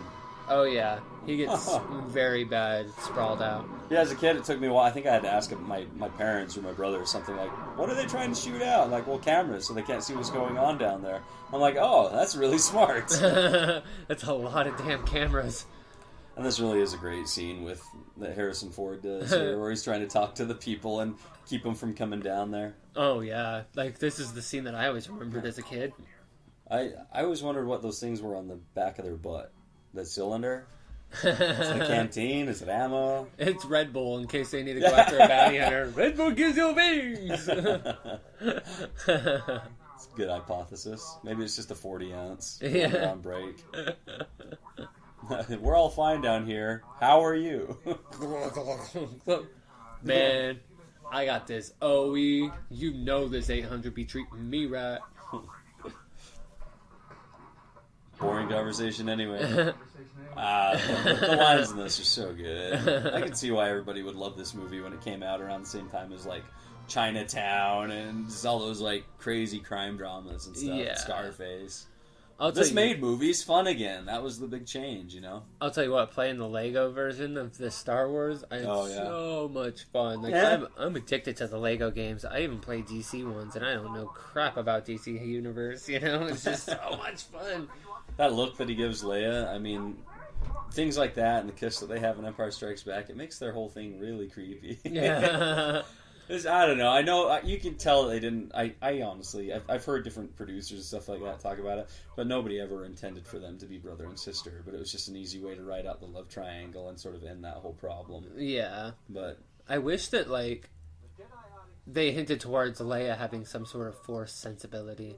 Yeah, I mean, you can tell it was sort of written in. I think not necessarily at the last second, but just as a way of getting out of this and thinking, oh, well, that other that Yoda mentions at the end of Empire Strikes Back is It's really Leia, and that just makes it really easy for all of us to end this movie real quick. Yeah. And I don't blame them. I mean, I don't think anybody saw this thing going past Return of the Jedi, and getting a whole second life and becoming one of the biggest international properties of all time, and intellectual properties, international intellectual property. There's so many cool R2 units. Like, everywhere you look, there's, like, a different color combination. Yeah, did you see that clear-headed one that was in the background of that scene where Vader's looking for Obi-Wan? And then there was that one just back there that was, like, silver and, like, a aqua blue. Right. Now, it might be... I don't know anything about military tactics, but this sounds like a pretty smart idea to get yourself into a choke point where you can pick off stormtroopers as they run up to you. Yeah, it's... like the funnel that they do in 300, where they had to get him into that hot pass. gates. The hot gates. Thermopylae. We had to do that one of these days, because I remember the first time I walked into the theater and watched that movie, not knowing a thing about it, and I just saw like the style of movie it was, and I was just like, what am I watching now? Oh, no. 300 has a special place in my heart because I was bored one day and asked my brother for a comic, and he gave me the original Frank Miller 300, and I was 17. So this would have been like 5 years before the movie came out. No, like almost 10 years before the movie came out. And I read it, and I got a little tear at the end. I thought it was the coolest thing ever, and the Spartans were the coolest guys. And I don't know. I don't really... condone their infanticide, but at the same time, that's some pretty manly men there, I guess. You do what you gotta do. But we'll do a 300 one. That'd be a great idea. I still haven't seen the second one. I've had it forever, and it stopped working. I tried it one night, and it didn't work. Oh, really? I've actually got it on this thumb drive. I'll have to check it out sometime. Definitely, because I really want to watch it. So what would you do, Will? Would you take your chances with the stormtroopers, or would you jump in the garbage suit? Shoot. Head first, like that. Well, I would probably do the garbage chute, but I wouldn't go head first. I don't know what the hell they're thinking. I have such an aversion to garbage and the smell and everything like that. I probably would take my chances with the stormtroopers. I worked for the city, so I had to clean up homeless people poop. So, man, yeah, that's a good point. My grandpa used to take me dumpster diving. Maybe that's why I hated my grandfather. You got issues, Mr. McKelly. I do. He was kind of a dick. So I love how the laser actually bounces around the room. As a kid, I thought that was the coolest thing. Oh, here comes Meg's eye.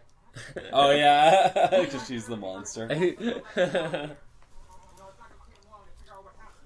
Oh, you big, handsome kid. I always wanted to try to figure out what all these little pieces were, and obviously there's no rhyme or reason to it, but I'd be like, why are they throwing this away? And where did that piece used to go to? And don't they have a recycling? Yeah, what's the deal? Well, even the Star Destroyers dump their trash before they enter light speed is basic protocol, so... Man, the Empire is wasteful. Yeah, they are.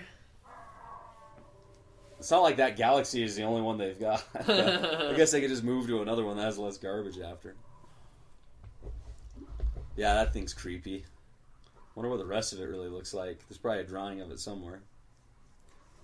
Oh, but yeah, that was terrifying to me as a little boy watching this and thinking of being pulled under the water by some tentacle like that. Mm-hmm. Or some creature that has one little eye. It's all hairy and weird.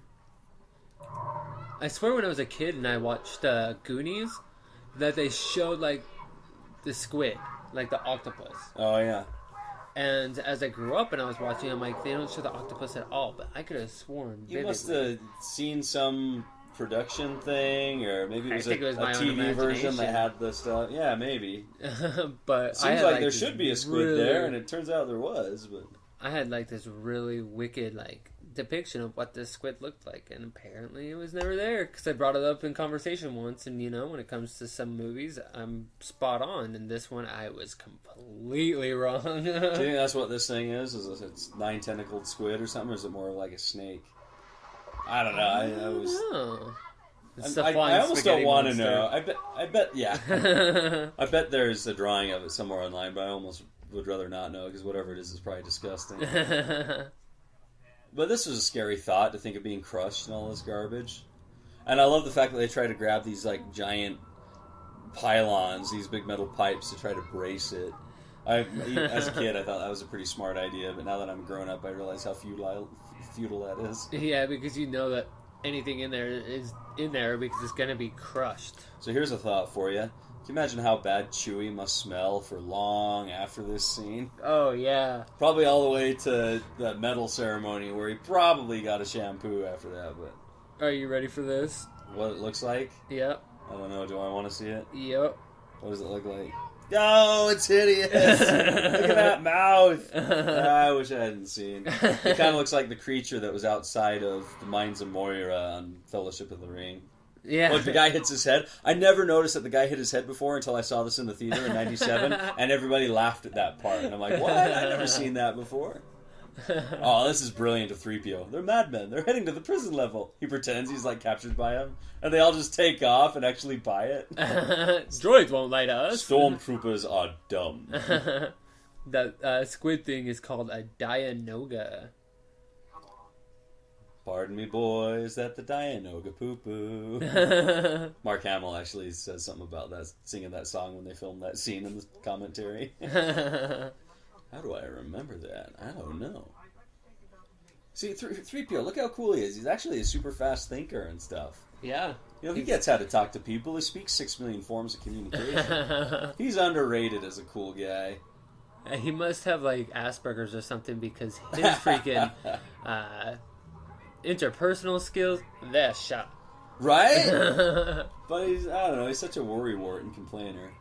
I'm going to say this, and I hope that Tyler never hears this freaking podcast because C-3PO is my brother-in-law. He is kind of like... Oh my gosh. Yeah, I can see some similarities. One day we'll have him guest on the podcast or something like that. Yeah, he'll probably get it.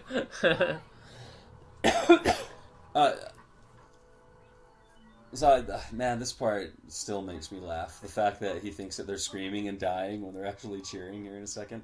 At the same time, they're communicators. I always thought it was weird that they were talking into chapstick when I was a kid. I mean, they're not really, but just right. As a kid, that's what I thought. And so I'd take chapstick and I'd like talk into it like it was a communicator and I was talking to my droids somewhere. Your mom's like, put it on or put it back. Dang it, that is not a toy. Put that in my purse. Yeah, I guess he does get pretty panicky in a sticky situation, but I still think 3PO is way too smooth of a fast talker and fast thinker. And R2-D2 there, he's just like, I know exactly what to do. Don't worry. Yeah, he probably actually could have shut it down at any time and knew exactly what was going on. He was just messing with them because he's kind of a jerk like that. Porn. Just a minute, like, almost there. Dude, the Death Star has the best selection. It's like a giant nipple on the front of his shirt. Oh my gosh, look at all the circuits. I wish I could just do a Bender because he does the best like robot porn references in the world. Man, don't you think someone would notice a guy walking around in Jedi robes holding a thing that's definitely not a lightsaber, but is totally a lightsaber?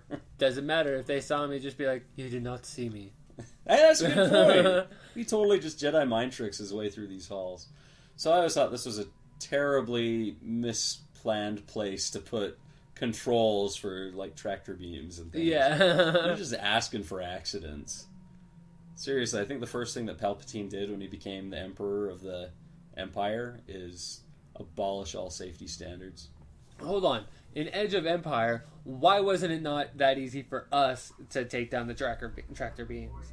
Oh, it was. To, like, break into, like, a console and, like... roll a bunch of dice. Roll a bunch of dice. What's up with that? Oh, so, as a kid, it took me a long time to... How many sentences have I started with as a kid? I'm sorry. But I totally... It took me a long time before I realized, oh, this is just the other side of that door that they were, you know, in the garbage smasher. That's why he shot it. He's like, stupid garbage smasher. This might be my favorite line, though, in this movie, when she says, can somebody get this walking carpet out of my way? Laughed and laughed.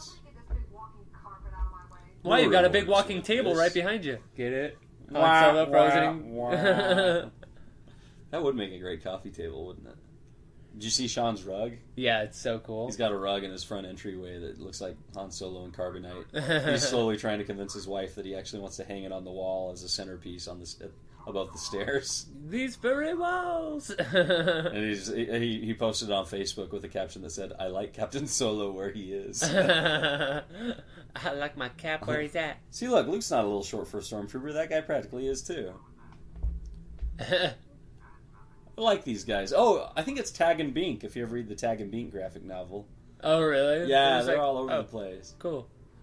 They're just so oblivious to everything that they survive. How does Leia's hair stay in those buns after all this? Especially after the Garbage Smasher.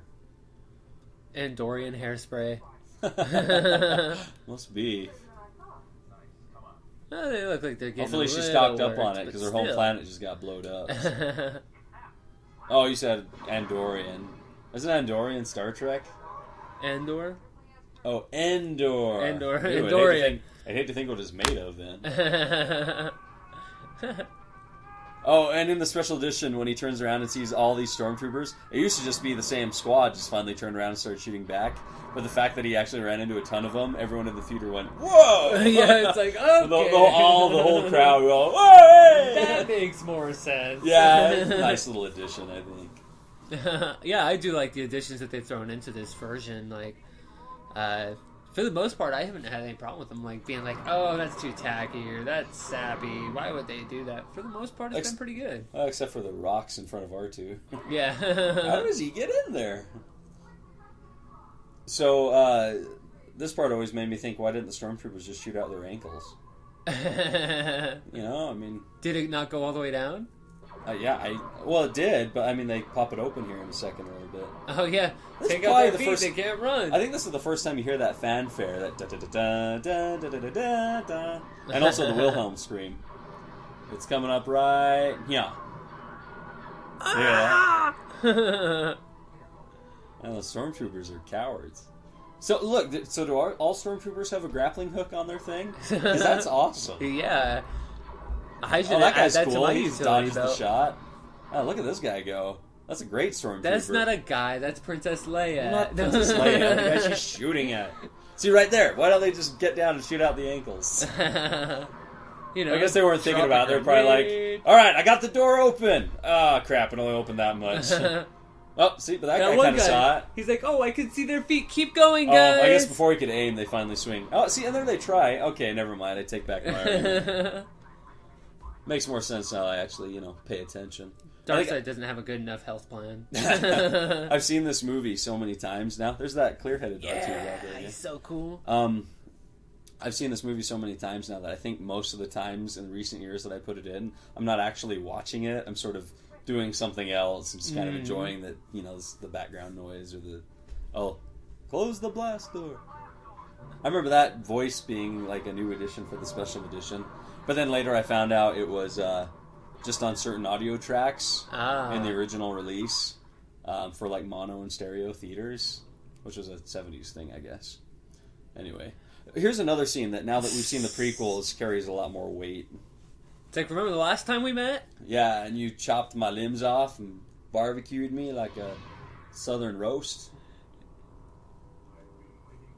You were the one, Anakin! Oh, one of my favorite moments with Ewan McGregor. Oh. But seriously, the mentor, it splices these scenes and all their memories, and their happy memories, and their sad memories, they're fighting, and they're laughing, like, all that stuff. Like, it splices it in with this fight, and it just makes you go, like, holy crap, man, these guys were friends! No, you can't do this, Right. And when he does die, when he finally kills Obi-Wan, it's so much more of a, like, you feel like Luke, finally. You feel like, no! Yeah. He kind of dies like Qui-Gon. His mentor. Qui-Gon was more of an axe. Yeah. He was like on his knees, but he just kind of gets into that zenness. Well, that was a part of Episode 1 that I really liked, was Qui-Gon, how Darth Maul is like stalking on the other side, just pumping himself up and getting ready, and Qui-Gon's super calm. And he just, he's all at peace. It's like so Jedi. Yeah. I mean, the prequels might have done a bunch of things wrong here and there, but they hit a lot of good things right. Oh, yeah. They had me captivated. Like, I kind of liked the first one. There were certain parts. The pod racing was one of my favorite things. Yeah, it was cool. I remember liking that, even in the theater. I actually went to GameWorks recently, which is a new arcade that they opened up in the Gateway. Oh, yeah. And they've got pod racing, the game there. Wait, whatever happened to Tilt? The old arcade there. Too old of games. These are, like, much more advanced games. They've even got an entire room where they've got, like, couches set up around a TV so you can play Xbox or Wii and Mario Kart. They've got, like, 10 or 12 PCs. Yeah. With like top of the line graphic cards and everything, so you can do like MMORPGs and everything like that. Oh, cool! Kind of like Hoster's Games or one of those places where they got a computer set up. Oh, that's cool. That sounds like a fun hangout. Unfortunately, it's a bar, but you can't take the drinks over and play games. Oh, that's too bad. Weird Utah laws, I'm sure. I know. I'm I did that in freaking Portland. Why can't I do it here? Okay, so he kills him and he disappears automatically because we've learned from the Clone Wars TV show that Qui-Gon Jinn is the first to figure out how to do the whole Force Ghost thing. And he teaches Yoda and Obi-Wan after they kind of go on a quest to find out. It's super cool. Oh, but, is that what... Yeah. Where it picks up is in the Clone Wars? It's like right there at the very end of the Clone Wars. And it's like right before Episode 3 stuff starts happening. Yeah. So yeah, Yoda goes on a quest first because he starts hearing from Qui-Gon and having premonitions. And he goes to Dagobah because Dagobah is like super strong with the Force. It's like a weird focal point or something with all the life and everything that's there. So he goes there and he goes like to that cave and he starts talking to Qui-Gon. It was great because Liam Neeson was voicing him again and stuff. Oh, awesome. And yeah, I mean, it's cool. So he goes on a quest, and then that's why he's able to tell Obi-Wan at the end of Episode 3, I need you to do this and talk to Qui-Gon, and he's still here, and he's going to tell us this cool thing that we can do now. So anyway, that's where it comes from. But I was going to say something cool about that scene, now I don't remember. That scene was dope! Anyway, look, he's like more upset about Obi-Wan being dead than he is about his aunt and uncle. It's just because he wants to look sensitive in front of the girl. Well, but here's Leia, who it's just like Robot Chicken, you know, where she's lost her whole family and her entire planet that she's grown up on. And what if she actually has the higher freaking midichlorian count? That's why she's more of a warrior.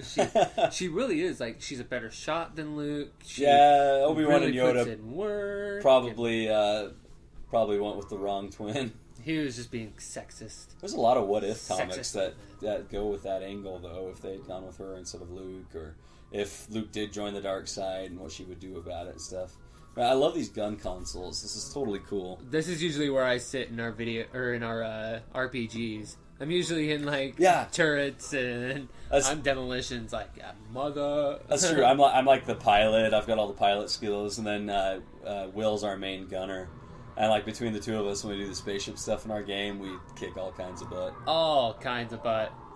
Yeah, man. I've always loved these guys' like helmet setup. Yeah, I think it's so cool. It's like a perfect mix of functional and evil. Uh-huh. And for once, you can actually believe that they can breathe and see. Go ahead. Oh, I was just going to say the graphics on these gun things. Uh-huh. I remember, I don't know what it was, watching the special edition. I'm like, oh, I hope they have new cool graphics for that. And then they totally didn't. And I'm like, oh, that sucks. I kind of appreciate it now, you know. But in 97, I felt like surely they'll have something like that. Oh, because of this shot where the pipes right there are on fire and R2 puts them out, I thought those were like wooden logs. And I'm like, the Millennium Falcon's made out of wood? They have wood in the future? Yeah, it was like, it freaked me out somehow. I'm like, no wonder they're always saying it's a bucket of bolts and crap. It's made out of wood, you know? Again, just my 5-year-old brain. That radar dish is different in Episode 7, if you haven't noticed. In the trailer and stuff that come out, it's like a weird square rectangle shape or something. So they've taken into account the fact that they lost this one in the Death Star in Return of the Jedi. I love that they're getting into those nitty-gritty details. Like, I mean, now that we're in the future, we can actually focus on things like that. There's such a following to Star Wars that... Oh, yeah, man. You know the guys working on the... You know, whether they're physical models or the digital models in that movie are doing it with every ounce of love that any of us could possibly have for that kind of material. Uh-huh. I'm excited for it, man. I don't get... So many people are being such haters online. You see that all the time. And yeah. I don't know. I think it's going to bring a lot of the joy and love back to it. And I agree most of us who have been cynical about the prequels, I think we're going to kind of give that up and just enjoy it and be kids again with it. I got to agree with Lee George Cade. Like, I'm just trying to separate myself from everything until we get closer to the release date. Because it's like, I'll watch a trailer, but I don't want to have all the fanboys and everything talking like that. Yeah, it just kind of ruins it. You get the ideas that they say in your head, and I'm trying to only check out positive stuff about it and avoid some weird comments and stuff. People complaining about the cross guard on that guy's lightsaber. Yeah, the come on. Stephen Colbert loves it. You know, that's good enough for me. Yep. Thank you for being positive about it, Stephen Colbert. It sucks that his show's done now, but... Hey, well, he's taking over for Letterman. Hopefully it'll be cool. Did you hear he had Smaug on his show? Oh, Cumberbatch?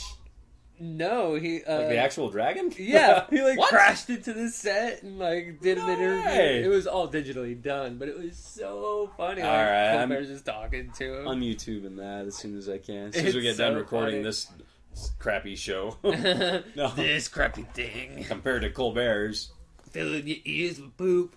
See, look at the antagonism between the three heroes right here. And I love the fact that Luke, he's still trying to hit on her. He's like, I care.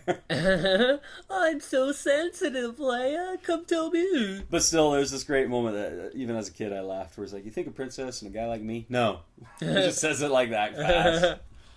Totally crushes his spirits about it. Man, talk about that 70s V-neck chest hair showing thing. I still try and rock that look. I just can't get the furry chest. I always thought Han Solo's voice was kind of higher in this one than it is in Empire, Return of the Jedi. Maybe Harrison Ford took up smoking between this one and those. Definitely could have. Maybe I think he did in Blade Runner. I think he did in Blade Runner. So there's Yavin 4. There's that how it should have ended. Yeah. The Rebel base will be in line in 14 minutes. I think they're in line now. Fire. They just blow up Yavin and then blow up the... Of course. Oh, wait, and then my favorite thing in the Family Guy parody where this guy's going, pew-pew, pew-pew. Yeah. Gotcha. I still make that as my laser noise when I'm just playing around with Transformers or whatever. Pew-pew, pew-pew. So apparently they go back to this temple in Episode 7 is what I've heard, but remains to be seen. Maybe that's where Leia's still hanging out. Never know. I mean, they're all coming back, so... So my brother, Matthew Armstrong, MatthewArt.com, everybody, it's really cool. MatthewArt.com! He, for Christmas, gave me a really cool set of all the ships from kind of the Death Star run. Mm-hmm. So they're all these, metal, titanium, whatever things. They're super detailed. They're in great scale with each other and stuff like that. And it's just, really good detail and paint apps.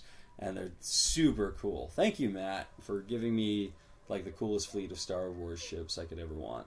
Thank you, Matt, for giving me the most awesome picture of Harry Potter I could ever want. Well, he made a good point to me, too, Matt did, where he said, from here on out, as we get closer to Episode 7, the next thing, all the things that we're going to see for the next 10 years or more are going to be all new stuff from these new movies. Mm-hmm. As this is kind of our last chance to get, I think, some of these things from our childhood, maybe ever, if not for a while. Yeah. And I was like, that's a good point, man. Good point. So this guy, he's not the one that plays Wedge later in the movie. Apparently, there's Doogie Howser. It does look like Neil Patrick Harris. But yeah, this guy, so the same voice actor, he dubbed over Wedge's voice in the cockpit and in this scene right here. Mm-hmm. But the guy who actually plays Wedge right here doesn't play him later when they're actually in the cockpit and stuff. Apparently this actor was having problems and nobody liked him on the set, so they just fired him and got someone else who was actually... I think his name was Dennis Lawson or something, and is the uncle for Ewan McGregor in real life. Ewan McGregor's uncle, Obi-Wan Kenobi's uncle in real life, is Wedge Antilles. That dude had a big nog. They all have e-cigarettes. It's crazy. They're just e-juicing on their way to the Death Star, man. And they're all wearing white padded bras. Well, why wouldn't you? You need some support out there in zero gravity. I've seen different fan-made things of this where they've totally redone the graphics right there. I don't know. I guess in freaking 77, those were vector graphics. That was about top of the line that you could get. But then Tron came out, and that was so cool. Remember when we did the podcast for Tron, everybody? We did one for Tron. It's cool that the Rebels still believe in that, old religion that the Empire knocks. Mm-hmm. Even though the Empire's got freaking Darth Vader who uses the Force all the time. But, the Rebels are still cool, and they got faith or whatever, man. They're like, may the Force be with you. And they still, end their meetings with it. Yeah. All this look that Tarkin gives him here was just like, are you still here? Can you please just go do something? Ball somebody else. Go sit in your big white ball or something and take your helmet off. It stinks. Yeah. Smell like feet wrapped in rubbery burnt bacon. So I always wondered. So here he says you got your reward and you're just leaving. What is in his reward? What is it in there? Are they credits? Is it treasure? Is it some kind of food rations, like what Firefly would trade or something? That's just the waste receptacles that he had to dump out before they got going again. So he's already loaded his reward, now he's just emptying the septic tank? That makes sense. What good's a reward if you ain't around to use it? No one can blame Han Solo for thinking that, but that's what makes his character the coolest too, is that he goes and does the selfish thing, but then redeems himself in the end. And I think he grows more has more of a character arc than Luke does. Maybe that's why we love him so much more. Yeah. Man, so all these ships, I swear I remember hearing or seeing somewhere that a lot of them are just matte paintings. They actually only had one ship, and they just kept setting it up, behind the camera in every shot. Wow. I love the black or green R2 unit that's getting loaded in the ship right there. In that set that my brother gave me, it's got the X-Wing for Luke and the X-Wing for Wedge. And Wedge's R2 unit is red, so it looks like the same one that was on Tatooine that had a bad motivator. Mm-hmm. Anyway, I haven't watched this since I got those ships. I'll have to see if it actually is red in this. See, he's still hung up on Ben. Like, what about your Uncle Owen? Change your diapers and clean up your puke. They were disintegrated. Taught you everything you know about mechanics. But bones. Like, come on. Skywalker's dope. Oh, here's Biggs. Remember who you asked me who Biggs is? Yeah, I was waiting for Biggs to come in. Yeah, and he's got the coolest mustache ever. Heck yeah. And it doesn't even look like a 80s porn stash at all either because of his haircut. So that's true. He looks more like Corsair on the Marvel comic books. Yeah. Cyclops' dad. Oh yeah, there's R2 getting raised up right back there.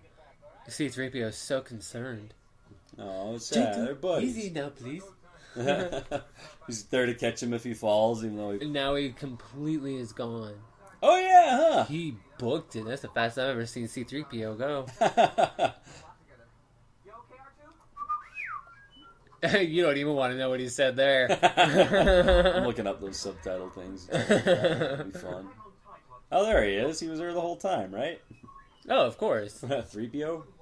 He was just using his blending abilities. Again, maybe he has Predator camouflage, but he only uses it in certain situations. Like I say, he's actually like way more of a cool assassin or something. Than he could probably take the IG-88 in a fist fight. This is cool. Ramping up the tension with all the guys starting their engines, putting on helmets, and just slapping and waving at each other, and they're gonna go waving flashy lights with each other and unhooking fuel things. That's like my job. I just hook up and unhook fuel hoses all day. I just hook people up with cosmetics. You know. Yeah. It's really weird how you're wearing so many of them yourself right now. You're actually really gussied up and pretty, Will. It's not too much rouge today, is it, monsieur? You look like you've been pinching your cheeks. Remember, women pinch, whores use rouge. That was a great special edition shot that wowed me in the theater. It's like, wow, how the crap did he get up there? Now they're coming up to the craps table to gamble a little bit. This is like this scene in Guardians of the Galaxy where the little creatures pop out and they start getting drunk and betting on them. Yeah, exactly. It's just one of those tables. So that's obviously Luke with R2. I never noticed that before. I always thought it was a random pilot. Luke's red leader, right? I think so, yeah. Let's see here. Right?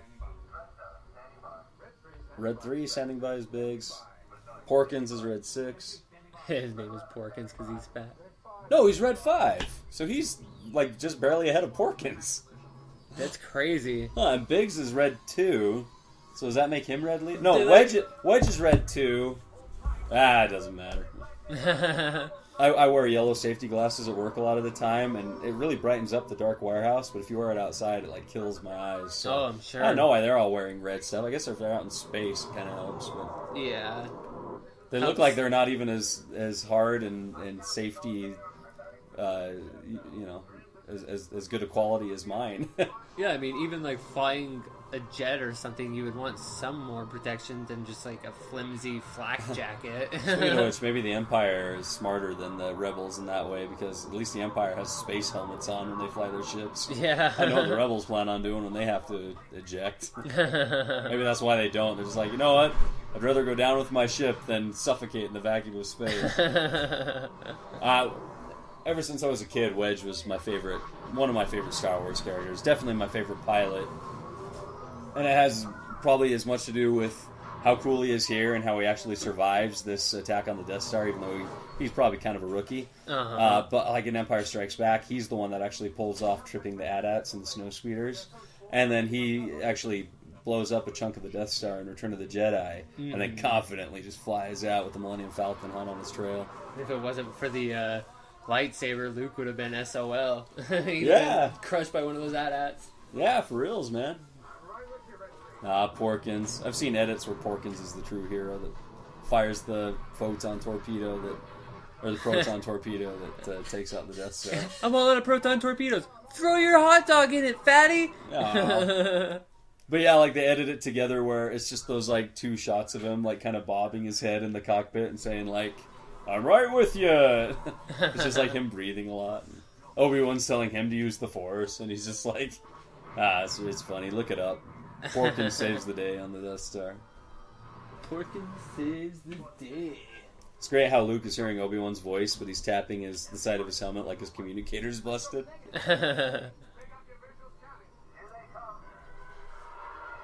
Snap. How many of us, when we're getting somewhere, we're trying to do something, say just like this guy, almost there. Almost.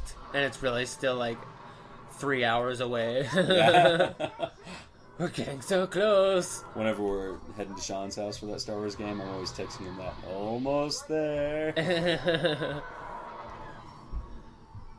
I want to go back and watch the original special effects and stuff for this battle, because I remember they kind of sucked, especially after you've seen Return of the Jedi. Like even as a kid I realized that, but I can't remember which shots are completely redone in the special edition and which ones are our original footage. Do you think Darth Vader wears heels? Yeah, he is kind of taller than everybody. I bet he has lifts. He's got hydraulics on them kicks. Yeah, they're pretty sick. Now, what are these guys doing with their glow lights and their glass thing? Are they just Tracing special needs lines. guys playing with light brights? Look what I can do. Yeah, here comes Wedge, played by a totally different actor now. Oh, did you see that guy's mustache behind Leia? That was cool. Yeah, so this shot right here is one of the reasons why Wedge is my favorite.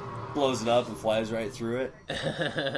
Yeah, you like, rock, Wedge. See, look at that guy's mustache. Isn't that awesome? So cool. It's all bushy. We're starting our attack run. I used to think when I was a kid, my brother had all the spaceships, and I thought the Y-Wings were probably like way cooler and faster than the X-Wings. Just because they're like just a cockpit with giant boosters on the back of it. Kind of like the A-Wing later on. Little tiny guns that just pack a wallop and tons of speed behind it. Right. Or on the side of it. I guess whichever. Why do they have to go down this trench? It never exactly says why. But back when they were doing I-15, Interstate 15 in Salt Lake, that's about the time I was learning to drive. And they had it in a walled 2-lane road that had walls high on either side, big cement barriers. And my brother and I would call it the Death Star Trench. The news and stuff called it the luge, but we called it the Death Star Trench. Death Star Trench sounds better than a luge. Yeah, and it felt about like this. It was that claustrophobic and fast. It was great. Yeah, I mean, why can't they just like fly above this thing, and then when they get to the certain point, then they can go down below? Or it's space, just attack right that point head on and aim for it the whole time. Yeah. Have a bunch of your wingmen just flying around you for support. And I don't know, whatever. It looks awesome. That's why. I just needed to have the epicness of how awesome Darth Vader is at flying and shooting, I guess. Right. He's one of the best star pilots in the galaxy, right? But he just kind of flies straight a lot and pulls the trigger. I wonder if he created his own vehicle, too. Like his own spaceship. His own A-Wing? Advanced, TIE Advance is what it's called. Yeah, I've heard fiction where he's out there and he still like works on his own ship all the time and stuff. Pod racer style. Hey, Anakin, what you doing over there? Look at those chops. Look at those sideburns. I love it. The Empire's got style. I've always loved the intensity of his eyes. Oh, Tarkin? Uh-huh. He played Doctor Who for a while in a couple of movies. Oh, really? Yeah, weird American movies that aren't part of continuity or canon. But they're like totally freaky 60s stuff. Because anything American Doctor Who definitely is not canon. Yeah. I've watched a couple of them with the Daleks and stuff. They're pretty freaky deaky. They're just trying to take the American horror aspect of it and make it much more scary and brutal. Oh, well, it wasn't even that. It was just very 60s. It was horribly goofy. So it's nice to see the X-Wings back in Episode 7, right? That shot where they're flying over the thing. It's actually in my background on my desktop right now. It gave me chills when I saw that. I'm like, that's so awesome. It really does. I mean, those Naboo starfighters were interesting in a really retro future kind of way. Yeah. But I'm glad we're back to some good old-fashioned X-Wings. Mm-hmm. They look a little different, though, if you look at them real close. Yeah. But they got that silhouette. That's all I need. Hold formation. Almost there. Man, that guy's there you go. sweating like a snow cone in Egypt. And for those who don't know, snow cones melt in Egypt. Because it's so hot. Zing! Mallory, I swear that mess in the bathroom I didn't make. It was the cats. Will's wife is home. She's being very nice to let us keep doing this. I think she said that she's only seen these once. You've only seen these once, right? Have anything to say about Star Wars?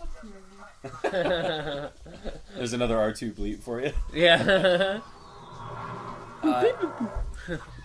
Playing the old video game, they had X-Wing on the computer, on the PC, and then TIE Fighter came out afterwards. Mm-hmm. And they were like flight simulators, and you go on missions and stuff and get better and cooler ships. When you were in the TIE Advance, it was really cool because TIE Fighters don't have shields, so you'd like die all the time. When you got to a TIE Advance, it had 4 laser cannons, and it had light speed capabilities, so you didn't have to return to your mothership. And it had shields. They were all big deals. Nice. When you get into Darth Vader's TIE Fighter, you know, that TIE Advanced one, it was such an upgrade from the TIE Fighters. It's like, wow, I can actually do things without having to worry about dying all the time. I don't get shot with one hit like a little bitch. There's another bleep for you. This is still pretty exciting and cool. The fact that they go through this trench. Especially on a big screen, you know what I mean? Yeah. I used to take my own spaceships, Transformers or any of my Star Wars toys or whatever when I was a kid, and I'd hold it in front of the screen and like kind of pretend that I was in the ship flying down the Star Trek. Like, look at how good I am. Yeah, man. It was fun. I watched these movies a lot when I was a kid. Just like many of us, I'm sure. Oh, I watched so many Adam Sandler movies when I was a kid. So they didn't come out until I was a teenager. That's why I swear so much. The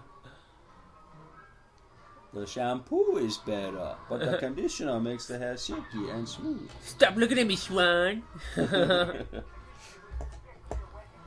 Yeah, see, so Wedge survives because Luke kind of lets him off the hook. Just get out of here. You're going to get killed, dude. I got this. Pull out like Anakin did with Padme. Whoa! Obviously he didn't. Or else we wouldn't have Luke and Leia right now. You know what I'm saying? You know what I'm saying. I do. Sorry, I'm like caught up in the movie. It's really oh no, Biggs! No! We hardly knew ye. So have you ever noticed on every Final Fantasy, ever since that... at least the 6th one, there's always been 2 NPCs named Biggs and Wedge. Yeah. And they hang out together, and they're usually just kind of random troops. Maybe it was Final Fantasy V that they first showed up. Wikipedia has it somewhere, I guess. Here's the classic line. Use the Force, Luke. It's like, man, I've been in space too long. I need to go home. I'm hearing shit. He doesn't even know what the Force is. It's an energy field that surrounds all living things. That's cool. I want a targeting computer for my car. It just shows your backup camera when you're in reverse. It just pulls out the moment you hit reverse. That would be cool. I should custom out my car and trick it out to look like an X-Wing cockpit. And then just like paint it the same colors. Darth Vader's Wow! Darth Vader's little joystick thing that shows, and he has his thumbs firing the things.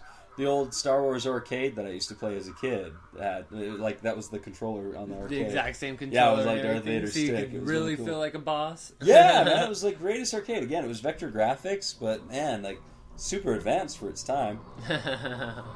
I guess I didn't play it so much as watch the demo go over and over and over again while my mom was paying for the groceries. And you're still just holding the like joysticks and everything, like pretending you're playing. You're like, oh my gosh, I want to play. Exactly. Mom! So, yeah, Han Solo comes to the rescue here, but really this other TIE fighter pilot is the real hero of Star Wars. There he goes. He sacrifices himself to take out Vader and allow Luke to blow up. He's like people that slow down traffic because they're rubbernecking at accidents and stuff. He's like, what's that? Oh, exactly. whoops. By turning his head, he just screws up the whole thing, causes an accident. I bet he's Asian underneath that helmet. Oh, well. So there's that ring again. Nice. That's weird. I wonder why when planets explode, there's a giant energy ring. I guess because it's cool. Yep. Definitely has that effect. And then there's sparkles. Remember, the Force will be with you. You've seen Clerks, though, right? How they're talking about all the innocent people that are on board the Death Star. Oh yeah, it's kind of just one of those things that you have to deal with when you're in a trade like that. Like, it's a work hazard. Hopefully, your life insurance covers it. No, but actually, George Lucas countered that and said, well, that's one of the amazing things about Clone Wars, is that all the workers on there were clones, so don't worry too much about it. Feel bad about them. Yeah. Yeah, all right. You're the creator of the universe, Mr. Lucas, and might as well let you have that. Yeah, you can have that one, even though you hated this one. Ah, look at R2. He looks like a zombie R2. Zombie. Oh, there's a fanfic for you. Feed me your data chips. He just is sitting there sticking his little port connector thing into everyone and everything. CPU. Have you seen this ending without the music? And they just have the sound effects. It's just a really awkward long walk down the hallway with no music. And you can hear their footsteps and crickets chirping. And whenever Chewie roars, it just sounds like a guy screaming like, "Ah!" This is so boring! It's hilarious. When they're all looking at each other and laughing, they just have dumb laughs like... It's really uncomfortable to watch. I want to know where Luke got that awesome yellow freaking coat. Yeah, he never wears it later, except in a couple of Marvel Comics issues. I don't think some of the new comics came out. Yeah, it's my dad is the first one that pointed out how awkward these endings to Star Wars movies are, where everyone gets together for a group shot and they all just kind of smile and party. Like even in Empire Strikes Back, ending on a somber note, it kind of ends with a party. Dancing and partying. Episode 2 ends with a wedding and a weird awkward handhold. Yeah. Oh, see, he's all buffed up and shiny. I think he still has a silver Episode 3 ended with a funeral. Oh, that's true. Terrible, terrible. And this one ends with a medal ceremony, much like Episode 1. Mm-hmm. And, there's Anakin. the party that they have on Endor at the end of Return of the Jedi always made me laugh when they beat the helmets like drums. Yeah. I wondered if their heads were still in there. Good view of C-3PO's midriff. No, his silver leg. No, no, I was totally going for the midriff. I'm coming for your nuts, 3PO.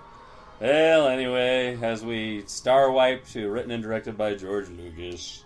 I'll tell you what, nobody's happier that this is over than my wife. No.